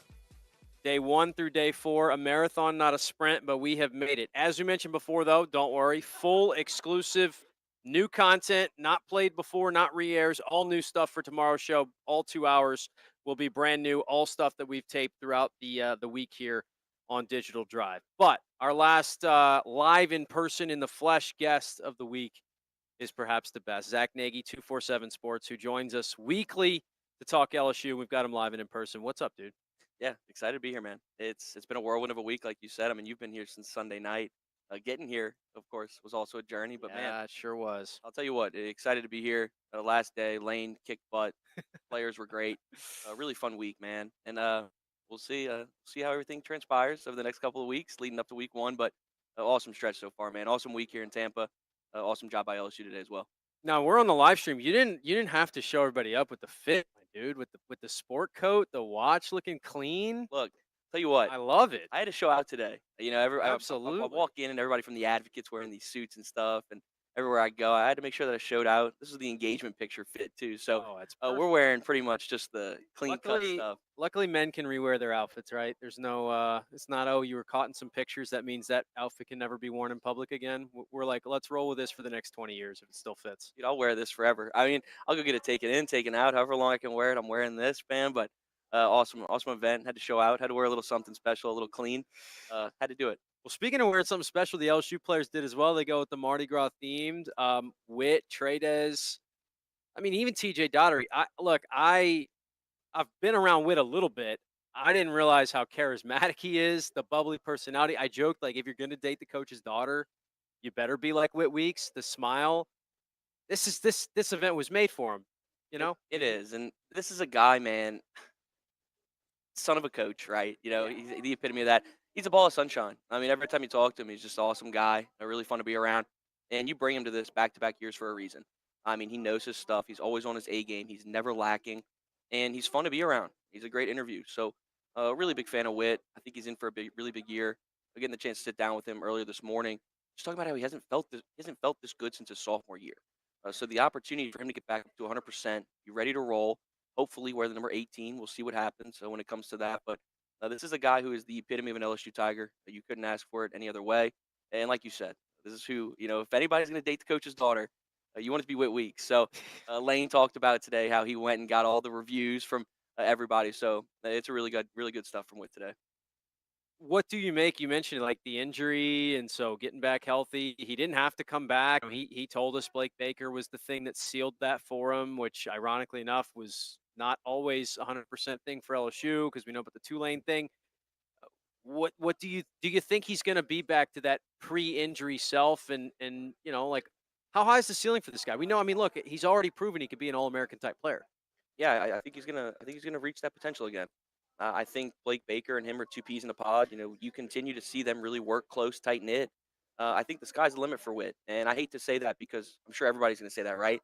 He's had that All American potential type before, so I think that this upcoming year is gonna be where he remains healthy, gets it clicking, and utilizes TJ Daugherty as a really good resource next to him. You know, this is a guy who led the SEC in tackles last year. I mean, he's a really productive player.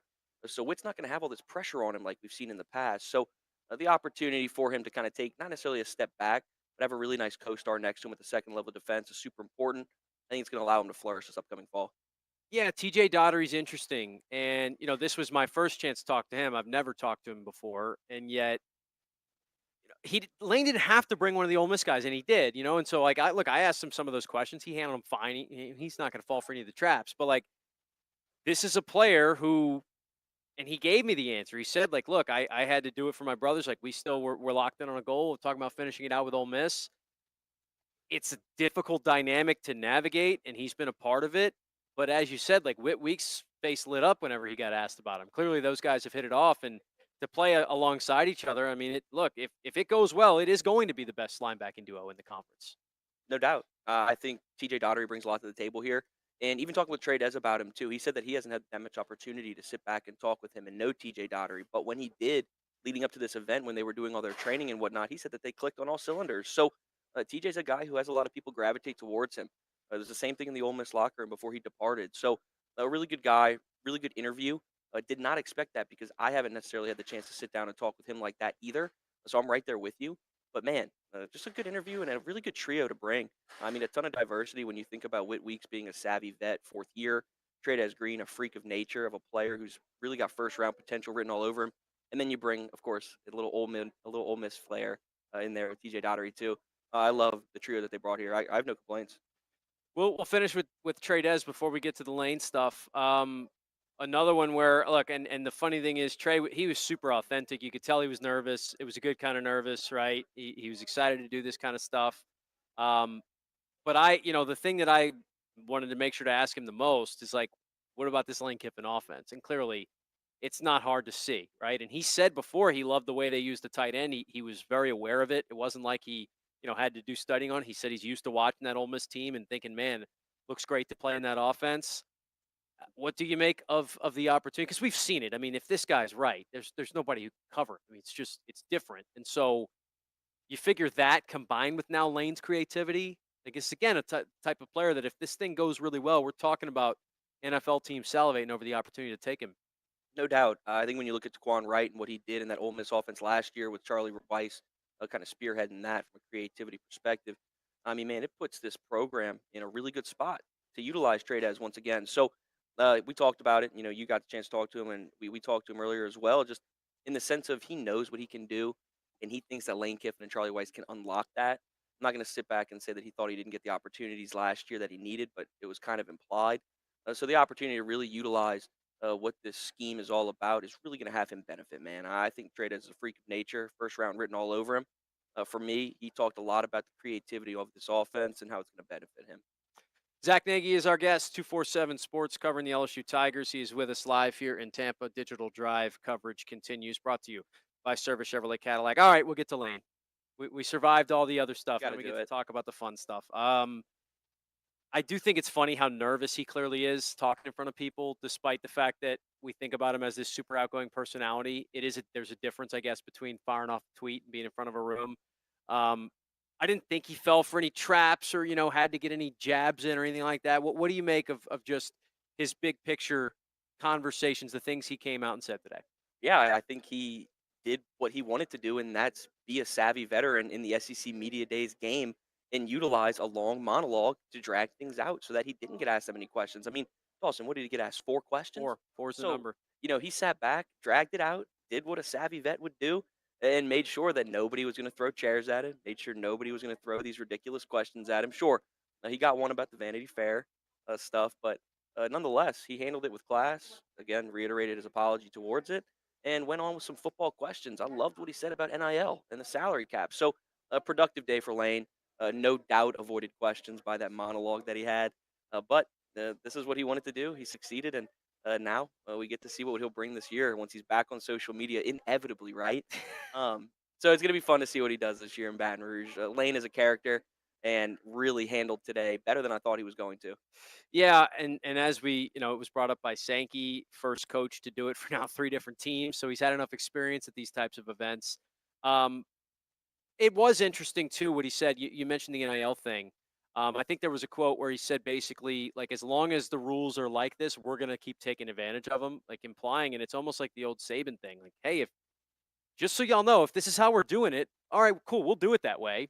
Now they, maybe if some guidelines get put in place, it'll be easier, but clearly he's like, yeah, I mean, if you want us to be able to go out and buy as many players in the portal as we can, I guess that's how we're gonna do it. Welcome to the new age of LSU. I mean, Will Wade's doing it with basketball. Lane Kiffin's going to try to utilize this as best he can as well while he can. I feel inevitably, there's going to be some type of way to slow this down. We'll see. But I love the salary cap perspective, and of course, there's going to be hard caps and other things that'll make it even trickier. But yeah, I think you're going to see Lane Kiffin utilize this to the best of his abilities while he can, while he has the donor base in the palm of his hand, and that's why you got to go out and win right now in year one, Dawson. I mean, there is no room for error for this team. There will be donor fatigue. There will be challenges in that regard if they do not succeed in year one. I'm not going to sit back here and say like what all the national pundits were saying, where it's natty or bust or anything like that. I mean, those are just egregious claims. But I'll tell you what, you have to make the CFP this year. Winning a game would do you wonders in the CFP. But man, in order to not have that donor fatigue, in order to continue to utilize NIL the way that he wants to, like, the question you asked was, you got to win and you got to have a successful year one, not a natty or bust, but make the CFP. And I think he'll be rolling pretty good when it comes to utilizing NIL, utilizing revenue sharing to the best of its abilities. Zach, you got a chance to be part of like the breakout room, a couple of extra conversations around Lane. Like, is there anything that he said not at the main podium that jumped out to you today? I hate to say it because he did say it a little bit, but talking about his confidence in Sam Levitt. When he got to the podium, he was talking about how he's healthy and whatnot. But for me, talking about the confidence that he has in him and that NFL mindset that he has as well. You can be a 5-star transfer all you want, but you got to have a 5-star mentality. And that's what he continues to talk about when it comes to Sam Levitt. So having the 5-star mentality, having the confidence in him, knowing he can command that offense, it really stood out to me a ton. I really continue to love what he's saying about the defense. I mean, for me, there's question marks surrounding the defensive line, but he believes that your youngsters will come in and make that impact, like Deuce Gerald, Lamar Brown, Richard Anderson, those high top 5 players at their position out of high school.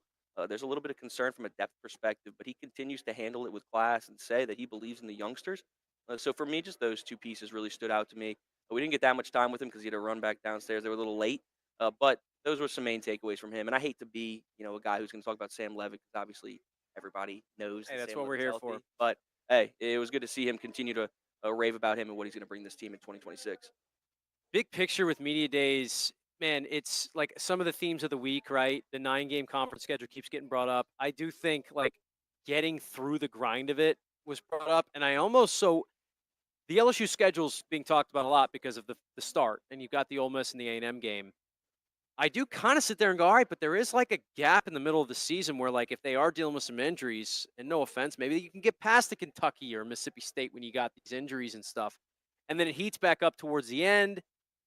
Maybe that's going to play right. I just think those teams that have those gauntlets late in the season, if you had a couple tough injuries as well, you're in trouble. So maybe it's not that bad.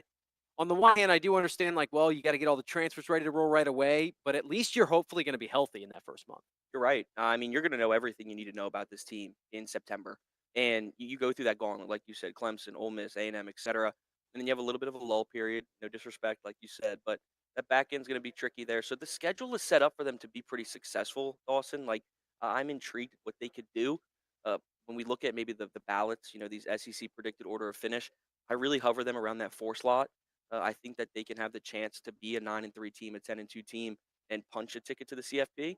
Just the way that schedule is set up. But man, I'll tell you what, when you talk about Tennessee on the road, Texas, who is one of the only games that they're going to be underdogs in, and then, a little bit of Alabama too. I mean, it's tricky. It's tricky, no doubt. So it's fascinating the way that they're dividing these schedules up in the SEC right now. I mean, I feel like everybody's just going through a gauntlet. 9-game schedule's rough. It is, and it's going to certainly maybe separate some things. I do think that that's what's fascinating to me, and I just did it. I was talking about where the teams are in the rankings. LSU's, with Athlon's top 25 at least, they're the 5th-ranked SEC team, but they're 10th overall. I think finishing 4th or better in the league, you're going to have a really good case. If you're 5th or below, it's going to be right on the deciding line, right? Is there a team past the regulars in the Big Ten that's going to put there? Is there maybe a second ACC team? That's all going to be the difference between the SEC getting the 4th, or maybe they do have 5 teams somehow. Well, what's your take on a 9-game SEC slate? I get it's a big picture thing. It's not about this year, but it definitely hurts them this year. Yeah. It makes it more difficult for you to get as many teams as you want in the league, or in the playoff. But I understand Sankey's big picture point about playing more games, and when you've got 16 in the conference, that's my other thing too. I just still think I wish there was a way we could have capped all these conferences around 12 to 14 and had these still feel like true league games, whereas now, as we've saw before, a couple years ago, did Missouri and Tennessee play the same? They didn't even feel like they played in the same conference, even though they did. Exactly, and that's kind of where my mindset's at. Is big picture thoughts. Obviously, you see what Sankey's trying to do. It's clear as day, but man, it's changing the trajectory of this league and going to make it so much more difficult for that selection committee. I mean, when you have to sit back and factor in strength of record and strength of schedule, if they don't do that, there's no reason why you wouldn't sit back and see these disbanding of the SEC and whatnot. And the other thing for me, we've already talked about it, and so I know some people are thinking maybe it's going to be a good thing for them in the playoff committee's eyes, but to the same thing, as we know, hey, and I mean, we've picked on Kentucky enough, so let's use Mississippi State this time. They might not be great, okay? But we also know they're an SEC team. They've got good players on their roster. What's a loss to Mississippi State in conference who maybe finishes 4-8? How's that going to be compared to if a team loses to, let's say, an Arizona State out of conference like last year, right? It's a great question. Right. Is that going to be viewed in kind of the same way? Maybe Arizona State's going to have the better record, but in a conference game, I think it's easier to lose a conference game like that just because sometimes weird stuff happens in the conference. We saw How's that going to be judged? I mean, we saw that with Vanderbilt and Alabama, right, a couple years back. So, I mean, to that point, it's spot on. How are they going to view it? And that's why I'm glad that, I'm not one of these voters or anything. Yeah. I mean, my goodness, it's a tough gig. It's a tough gig, but man, it's a tricky job for them. And the 9-game SEC slate is rigorous. I cannot wait to see how they factor in strength of record, like you said, just because if you lose to, let's say, a Mississippi State or an Arkansas, I don't want to pick on them either because they could be tricky this year. Pick on them. But it's going to be a tricky ball game, man. I cannot wait to see how they navigate it this year. Going to be super telling. It's going to be super telling. All right, Zach. Appreciate your time, man. We will look forward to getting you back on weekly once the season gets rolling, man. Safe travels, and we'll do this again soon. Yeah, I appreciate you, man. It's been fun. SC Media Days have been super sick. Obviously, continue to follow Dawson, and we'll be back next Wednesday. Let's do it. All right, we'll take a break. We've got more coming up. It's the LohDown. This is the LohDown with D-Loh, live on ESPN 1037 Lafayette and 1041 Lake Charles, Southwest Louisiana's sports station. Make sure to set your alarm and tune in Saturday mornings at 10 o'clock for Sports Shorts here on ESPN 103.7 Lafayette and 104.1 Lake Charles. Join me, Ronnie Rance, and the Sports Shorts team of Tommy Christsan, Hunter McCann, and the crazy man, Joel Davis, as we break down the sports and teams that you love. The LSU Tigers, New Orleans Saints, and everything in between. Tune in Saturday mornings from 10 to noon for Sports Shorts here on Southwest Louisiana's sports station. This is your Chiropractic Expert Minute, brought to you by Dr. Quentin Briscoe, chiropractic physician. Hello, I'm Dr. Quentin Briscoe.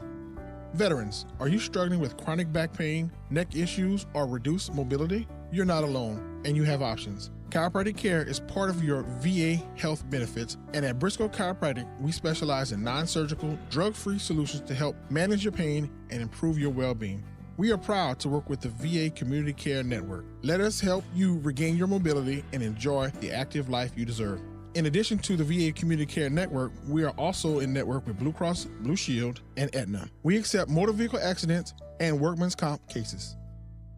To schedule an appointment with Briscoe Chiropractic, visit drqmb.com or call 337-534-0091. That's drqmb.com or 337-534-0091, because your spine deserves expert care. Looking for a great deal on golf this summer? Head to Farm Alley Golf Course for the Sizzlin' Summer Special. Every Tuesday through Thursday, tee off anytime between noon and 3:30 and enjoy 18 holes of championship golf, including a cart for just $55. That's unbeatable summer golf at an unbeatable price. Gather your friends, sharpen your game, and make the most of your afternoons at Farm Alley Golf Course. Book your tee time today and take advantage of the sizzling summer special, only at Farm Alley.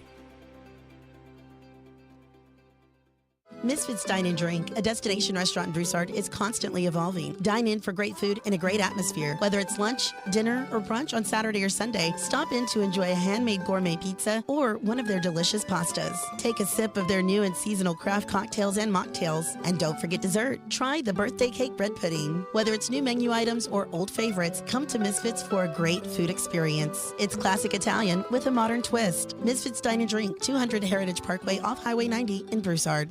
Hi, I'm Nancy Landry. No matter what part of our great state you call home, Louisiana's elections are an important part of who we are. In 2026, closed party primaries will change how some of those elections happen, so you'll want to know what to do. Keeping your registration current ensures you'll get the right party-based ballot. Remember, this change only applies to certain offices. To learn more, visit govote.com or download the GoVote app. Paid for by the Louisiana Secretary of State's office.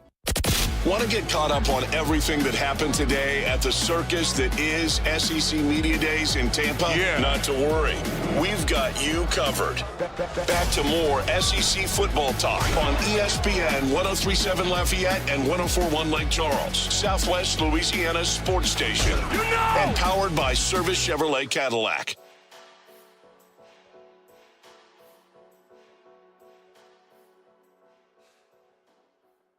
Back here as we continue things on Digital Drive. SEC Media Day coverage continues. Good stuff there from our guy, Zach Nagy. Appreciate him as always. And so, by the way, coming up next segment, we have a conversation with our friend J.D. Piquel of On3. Excited to have that. He's been really good. One of those people you only know from social media, right? You don't really get a chance to interact a ton. You've never really met him in person, and he was awesome. Got a chance to meet him earlier in the week, and we were trying to make sure we can make this thing work. We finally got it done here on the last day. So I think you'll really enjoy the conversation we had with J.D. Piquel coming up in just a minute. We did have some other coaches go, of course, right? Pete Golding yesterday, Mike Elko, Kalen DeBoer, John Sumrall was the four, as you had Ole Miss, A&M, Alabama, and Florida take to the podium. One of the things going into this media day frenzy thing that I was interested to hear was, what would the difference be between Sumrall and Billy Napier? There's a lot of similarities between Sumrall and Billy Napier, right? Winning at the lower level, winning it everywhere they've been, and then getting the Florida job. But then again, the personalities maybe couldn't be any more different. I mean, these guys are just really unique individuals. Billy is very poised, very calm. There's kind of like a laissez-faire about him, just a go with the flow kind of attitude, even if he's a very serious guy at the same time. And then John Sumrall is just intense, and we've talked about that intensity before. Sumrall, of course, got a lot of buzz yesterday because he was not too happy when a phone alarm went off during his presser. This is what John Sumrall had to say about a phone interruption that took place yesterday. You would be kicked out of our team meeting. I swear. Like, you're lucky I'm not going to throw this freaking podium right now. Like, it drives me crazy. I would say, who is that? But I'm not going to embarrass anybody. But no. I love how he says he's not going to embarrass anybody. I think he already embarrassed the guy, but it's fair enough. It just shows you how intense the guy is. On the same thing, he talked about the love. Obviously, John Sumrall, coach in the state of Louisiana, was at Tulane. He talked about the love he has for that state. Yeah, the culture in Louisiana is great. Louisiana is really two states. It's North Louisiana and South Louisiana, right? I-10 or I-20. I probably fit a little bit better around I-10, but I like I-22. I grew up closer to I-20, but Louisiana is a great state. A lot of great people there. A lot of friendships still there.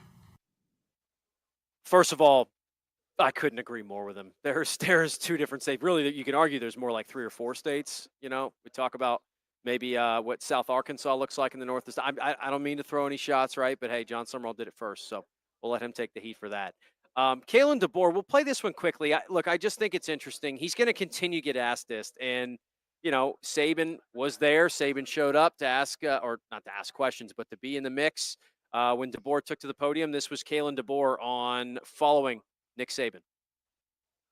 I think you can talk about how great of a job Coach Saban did in building the program to what it is, and the expectations. I just know my past experiences being part of places that have the pride and tradition on the extreme high level, like Alabama would or Alabama has. It'd be something that I wanted to be a part of, and I love that challenge. I love the internal challenge of just in the moment of trying to bring a team together to be the best we can be. But I also love the challenge of taking a program and 1 year, winning a championship is hard.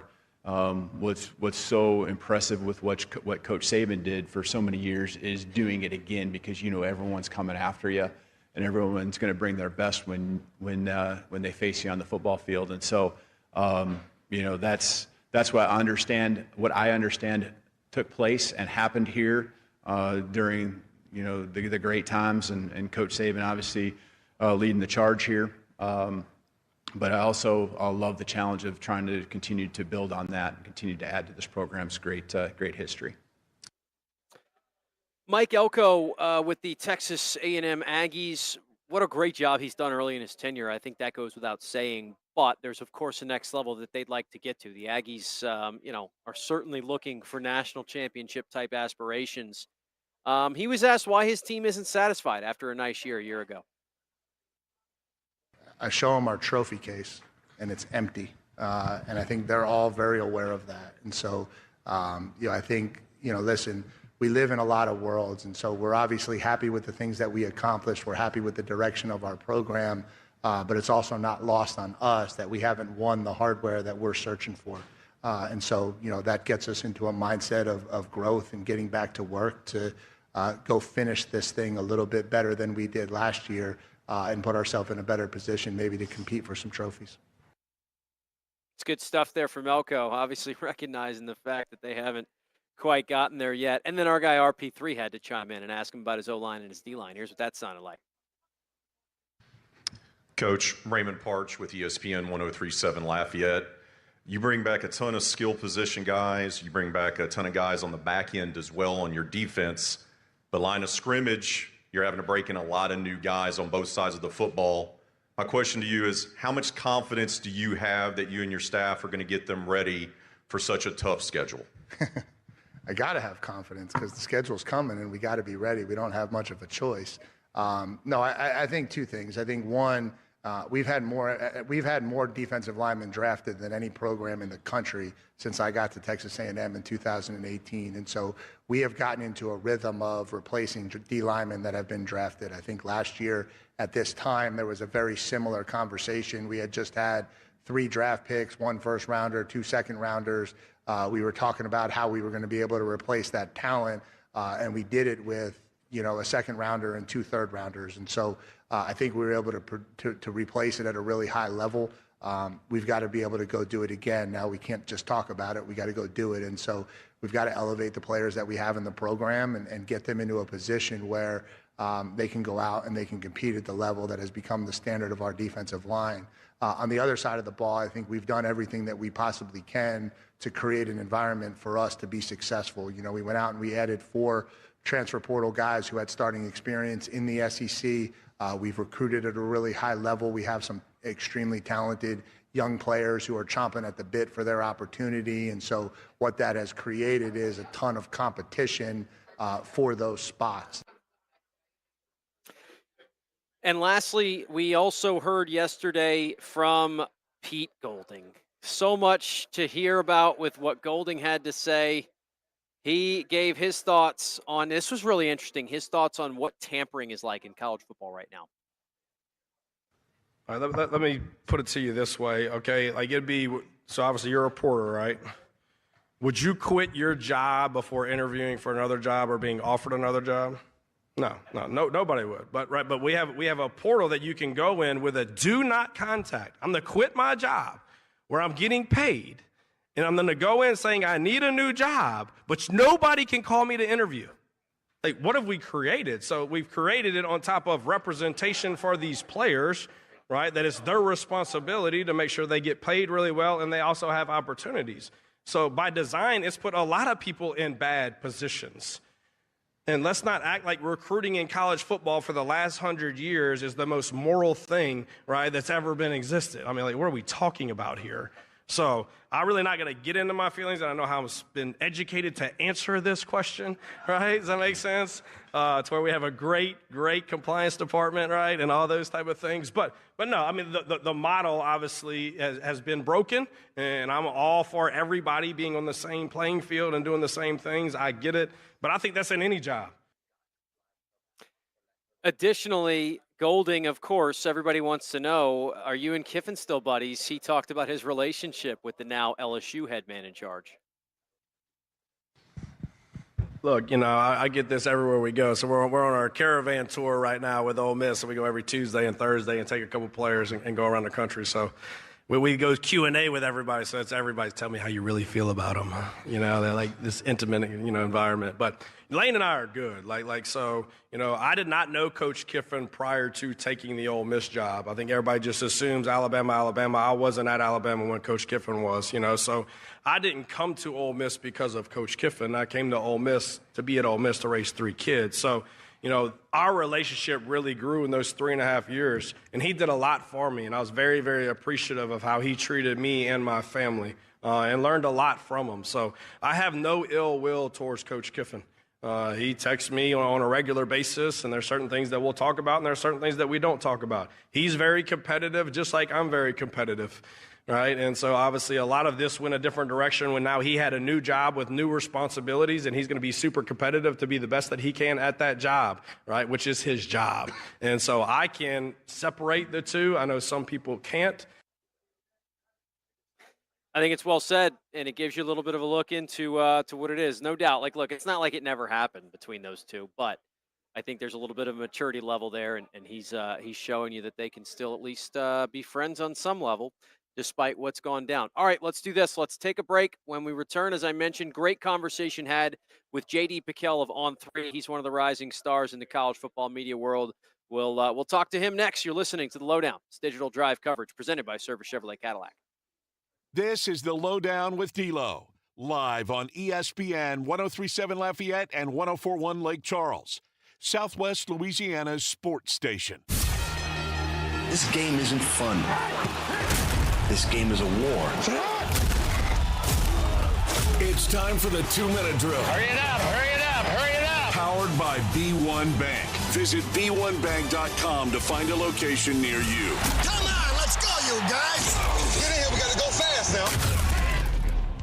The Houston Astros completed a sweep versus the Miami Marlins with a 5-2 win last night as 3 different players homered in the win.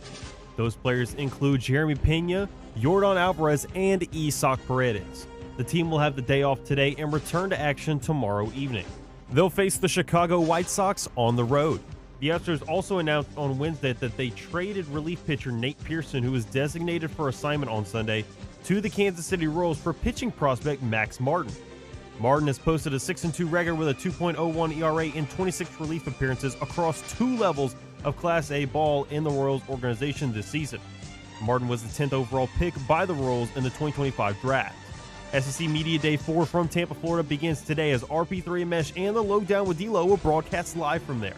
Today's teams that will be available at the podium and on the floor are the head coach and players from LSU, Arkansas, Mississippi State, and Texas. The Saints announced that Joey Thomas, Patrick Carter, Dele Harding, and Nick Williams will assist the coaching staff in the 2026 preseason as part of the Bill Walsh NFL Diversity Coaching Fellowship Program. And Victor Wembanyama was named the NBA 2K27 cover athlete after leading the San Antonio Spurs to the NBA Finals this past season. I'm James Mesh, and this has been your 2-minute drill on ESPN 103.7 Lafayette and 104.1 Lake Charles, Southwest Louisiana sports station, your home for the LSU Tigers and Houston Astros. The 2-minute drill has been powered by B1 Bank. Visit b1bank.com to find a location near you.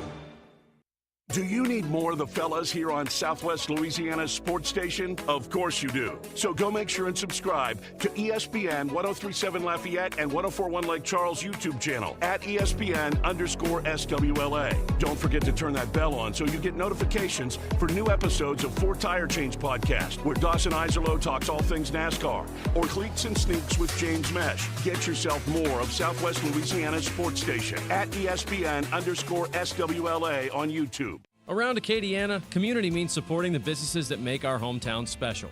That's why we're proud to spotlight local companies that are certified South Louisiana. Delta Home Center and Delta Trailer Sales, your one-stop shop for utility and cargo trailers. Heavy-duty dump and gooseneck trailers, portable buildings, cabins, decks, porches, fences, carports, and site-built metal shops. Located at Exit 7 in Carencro or at deltatrailersales.com. When you support local businesses, you strengthen the communities we call home. Shop local, support local. Certified South Louisiana. Whether it's a tempting text message or a quick glance at your GPS, taking your eyes off the road for just a moment can have serious consequences. This includes turning around or reaching down. Distractive driving includes eating or putting on makeup. Distractive driving is anything that diverts your attention from driving. I'm Lorraine Luquette Vinoy with Service Chevrolet Cadillac, encouraging you to drive smart, drive safe, and keep those eyes on the road, Acadiana. This message is powered by Service Chevrolet Cadillac and this radio station, where safety meets style on the road. Oh, look who's here. Everybody Loves Raymond is on MeTV. Who told you that? Raymond! America's #1 classic TV network. Nothing even comes close. Enjoy 2 back-to-back episodes every weeknight. We're doing it twice. Watch Everybody Loves Raymond. Yeah, it's all about you, Raymond. Weeknights starting at 8 on MeTV. Watch MeTV Acadiana on KLWB, over the air on channel 50.1. Check your local cable listings for the channel in your area. Hi, I'm Nancy Landry. No matter what part of our great state you call home, Louisiana's elections are an important part of who we are. In 2026, closed party primaries will change how some of those elections happen, so you'll want to know what to do. Keeping your registration current ensures you'll get the right party-based ballot. Remember, this change only applies to certain offices. To learn more, visit govote.com or download the GoVote app. Paid for by the Louisiana Secretary of State's office.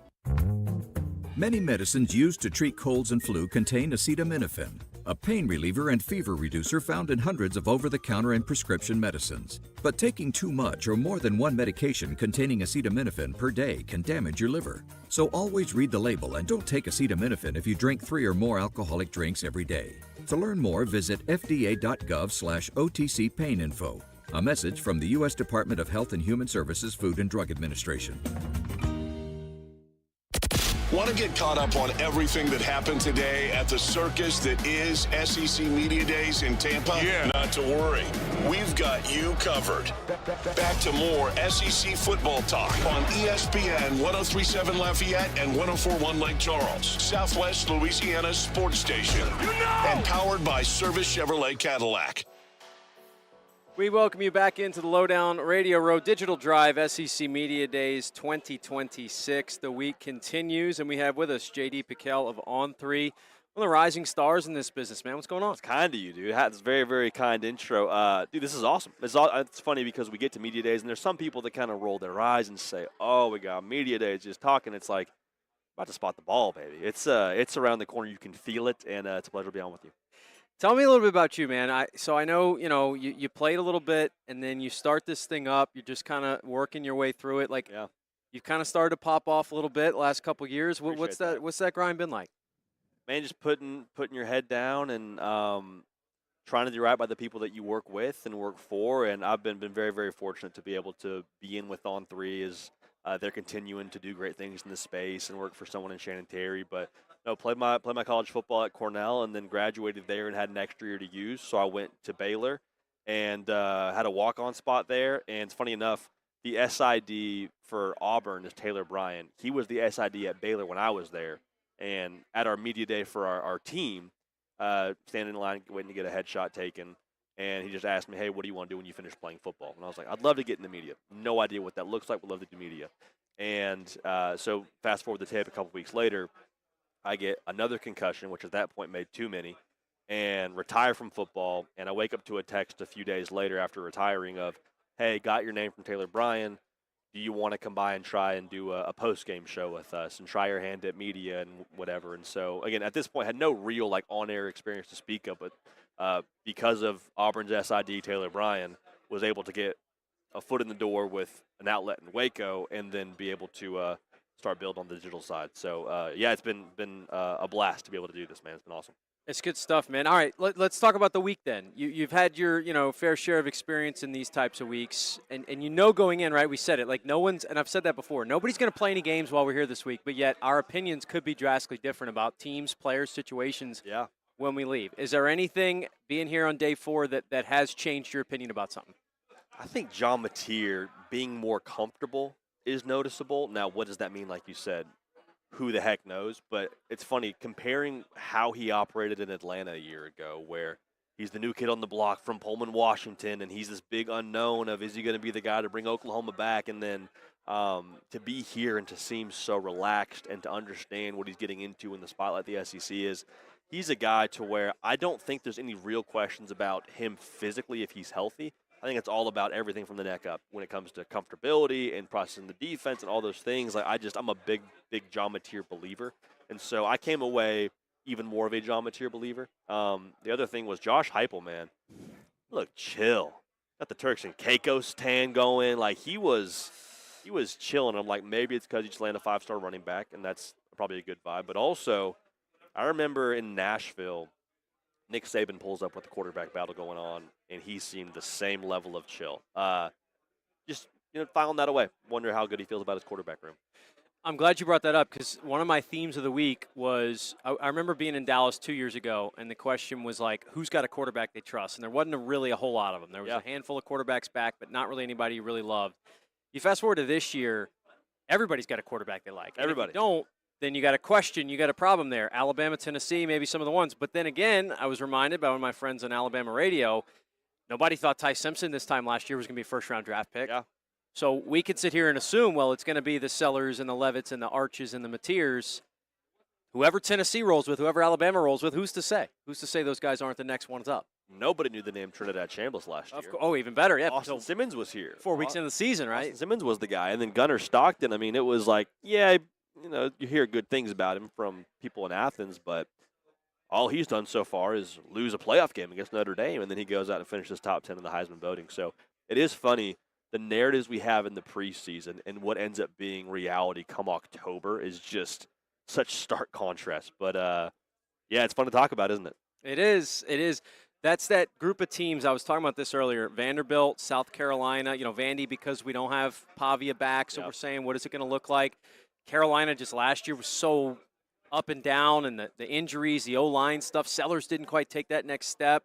There's a few other teams that are in that tier, right, where it's like, hey, if everything goes right, I mean, they can maybe make a statement here, but also they've got to certainly have some things go right. Is there a favorite of yours that's in that pack of teams that's not the Georgias, Texases of the world? Yeah, man. I mean, so you almost not give a pass to Auburn and Florida because they're first-year head coaches, but you do kind of say, all right, you could win 6 games, and if it feels and looks right, we'll count that as a good year.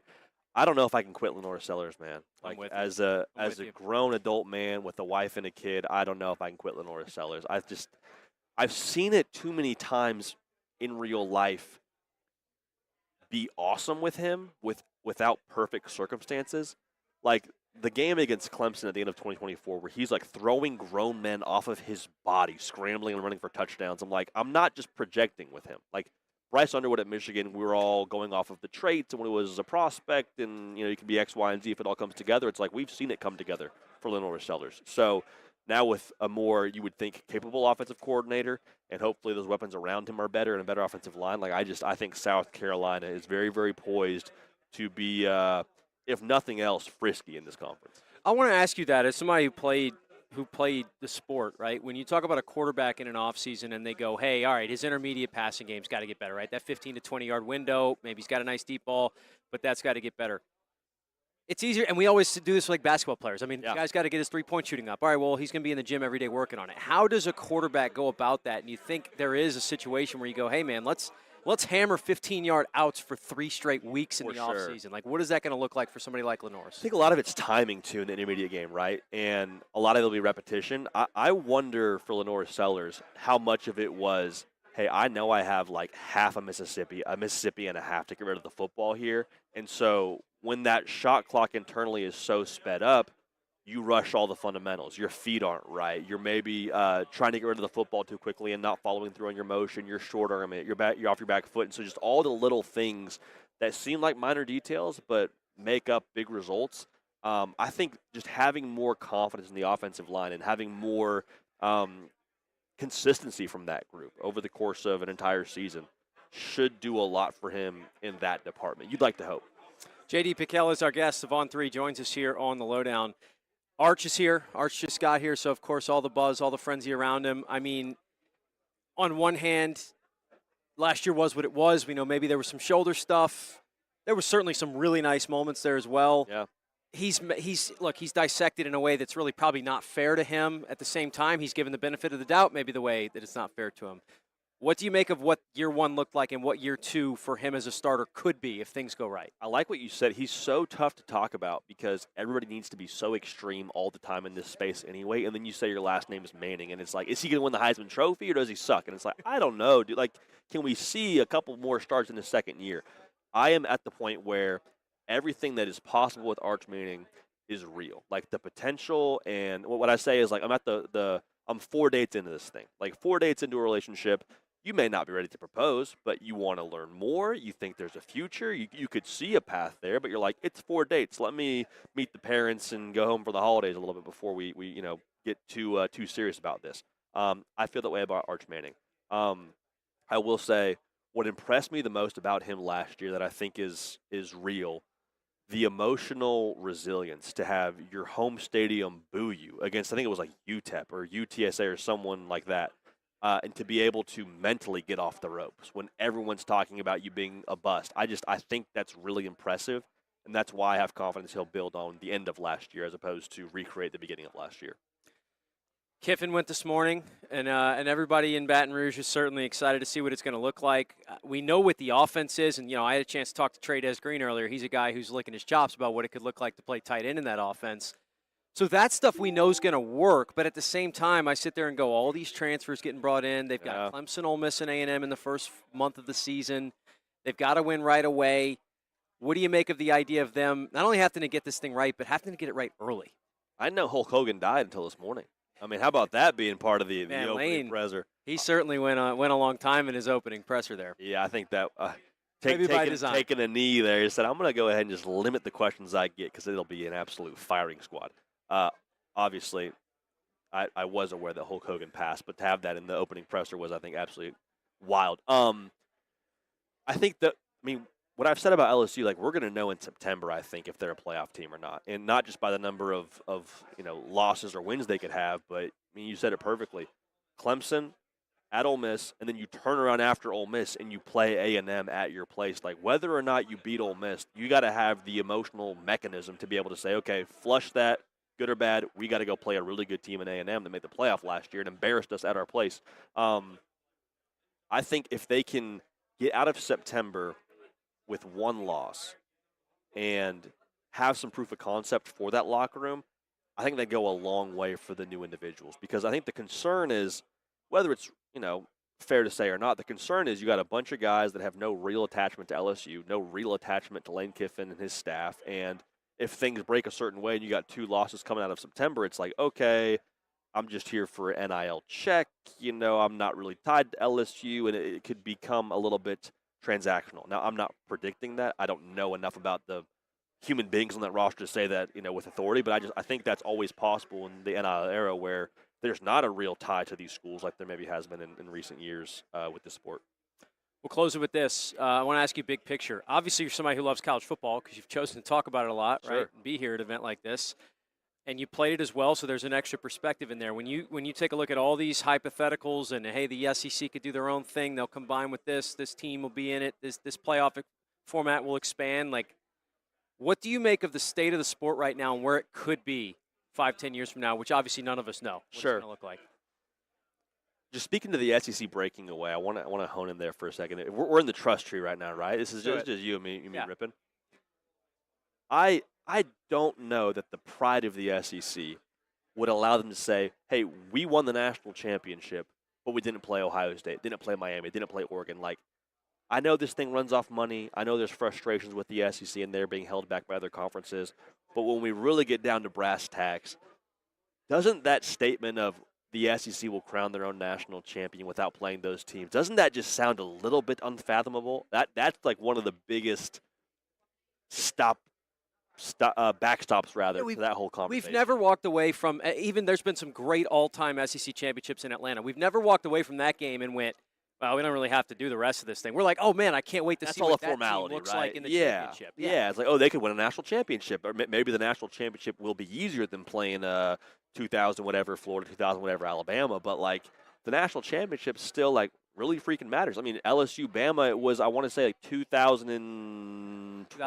Yeah, when they played the 9-6 game and then the rematch. And it's like Alabama fans feel like they got the last laugh because they won the national championship, even though they lost that game round one. I believe it was in Death Valley, if I'm not mistaken. But in Alabama, actually, no? In Tuscaloosa. Okay, I am mistaken. There we go. I appreciate the funny thing you said that, highlights of that game came up on my feed last night, and that's the reason I was refreshed on saying it was Tuscaloosa. Dude, crazy you brought that up. That's huge. That's a big-time save by you on where it was played. But no, I mean, to say you're a national champion still means a lot to this conference. I really believe that. And so I'd be shocked if they broke away for a number of reasons, but that being one of the leading ones.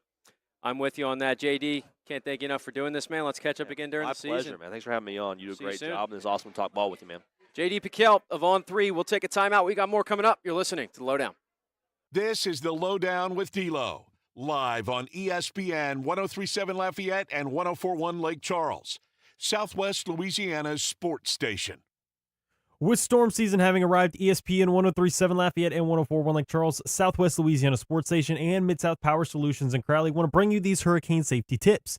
Make sure to secure your home and bring in outdoor items before the storm makes landfall. Have an emergency kit stocked with water, food, and medications. Know your evacuation routes and listen to local authorities. Stay informed with the battery-powered radio and make sure you have fresh batteries. Remember, safety is in your hands. These hurricane preparedness tips are powered by Mid-South Power Solutions in Crowley, your local Generac dealer. Visit midsouthpowersolutions.com. ESPN 1037 Lafayette and 1041 Lake Charles is the proud winner of 4 2026 LAB Prestige Awards, including Best Use of Digital Media, Foot's Friday Fury, Best Live On-Site Remote for our Super Bowl Radio Road coverage, Best Promotion for our No Shave November initiative, and Radio Young Professional of the Year for Dawson Iserloh. We're proud of being Southwest Louisiana's sports station and are humbled to be recognized by the Louisiana Association of Broadcasters.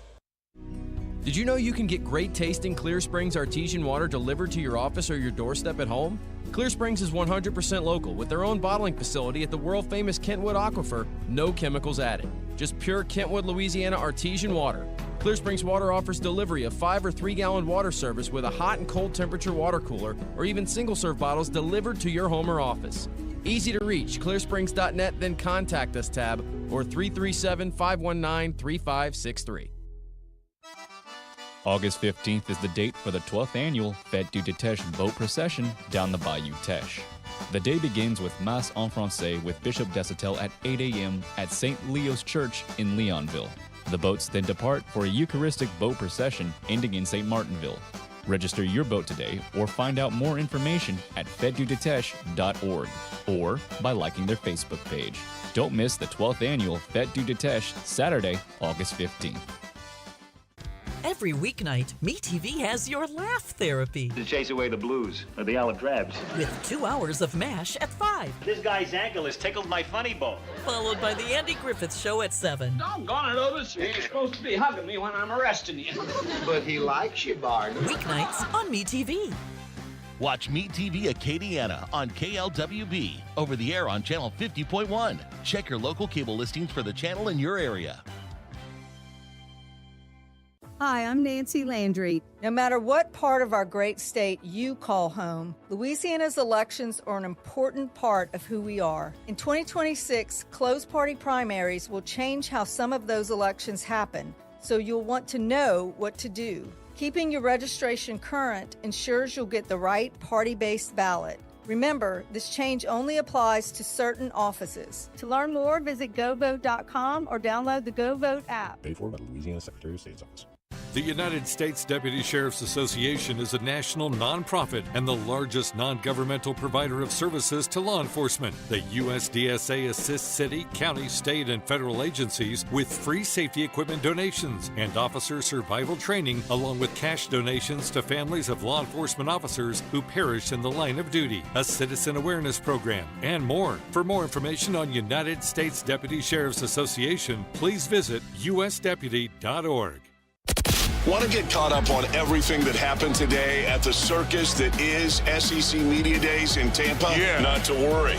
We've got you covered. Back to more SEC football talk on ESPN 103.7 Lafayette and 104.1 Lake Charles, Southwest Louisiana's sports station. And powered by Service Chevrolet Cadillac. It's hard to believe we're here. We have made it to the conclusion of SEC Football Media Days. I am actually in the process of filling out my ballot. So let me take you behind the lens here. This is one of the things I knew was going to be fascinating for me to go through and pick 16 teams, 1 through 16.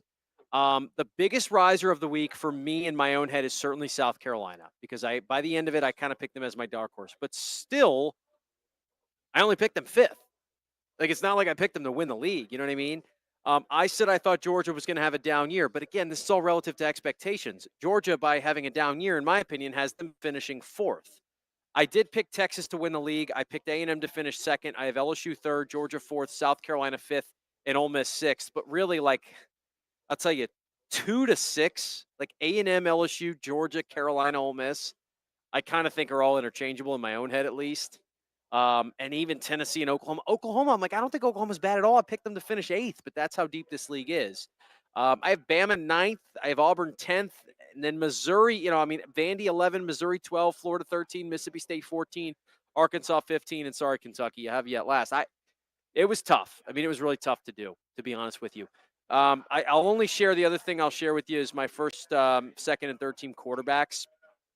And I went more on what I've seen you do in this league. I have Chambliss at first team. I just think, look, the guy who had the biggest impact down the stretch last year in the sport was Trinidad Chambliss, outside of maybe Fernando Mendoza, and he's the number 1 pick in the draft for a reason.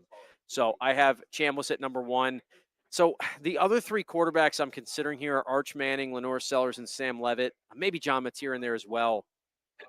It's just really tough. So I guess that's the moral of the story. As I mentioned, that's not even mentioning once we get to the guard and tackle positions where I really don't know what I'm going to do with the voting. But regardless, once again, huge thank you to Service Chevrolet Cadillac for putting our coverage on, helping us out all week long.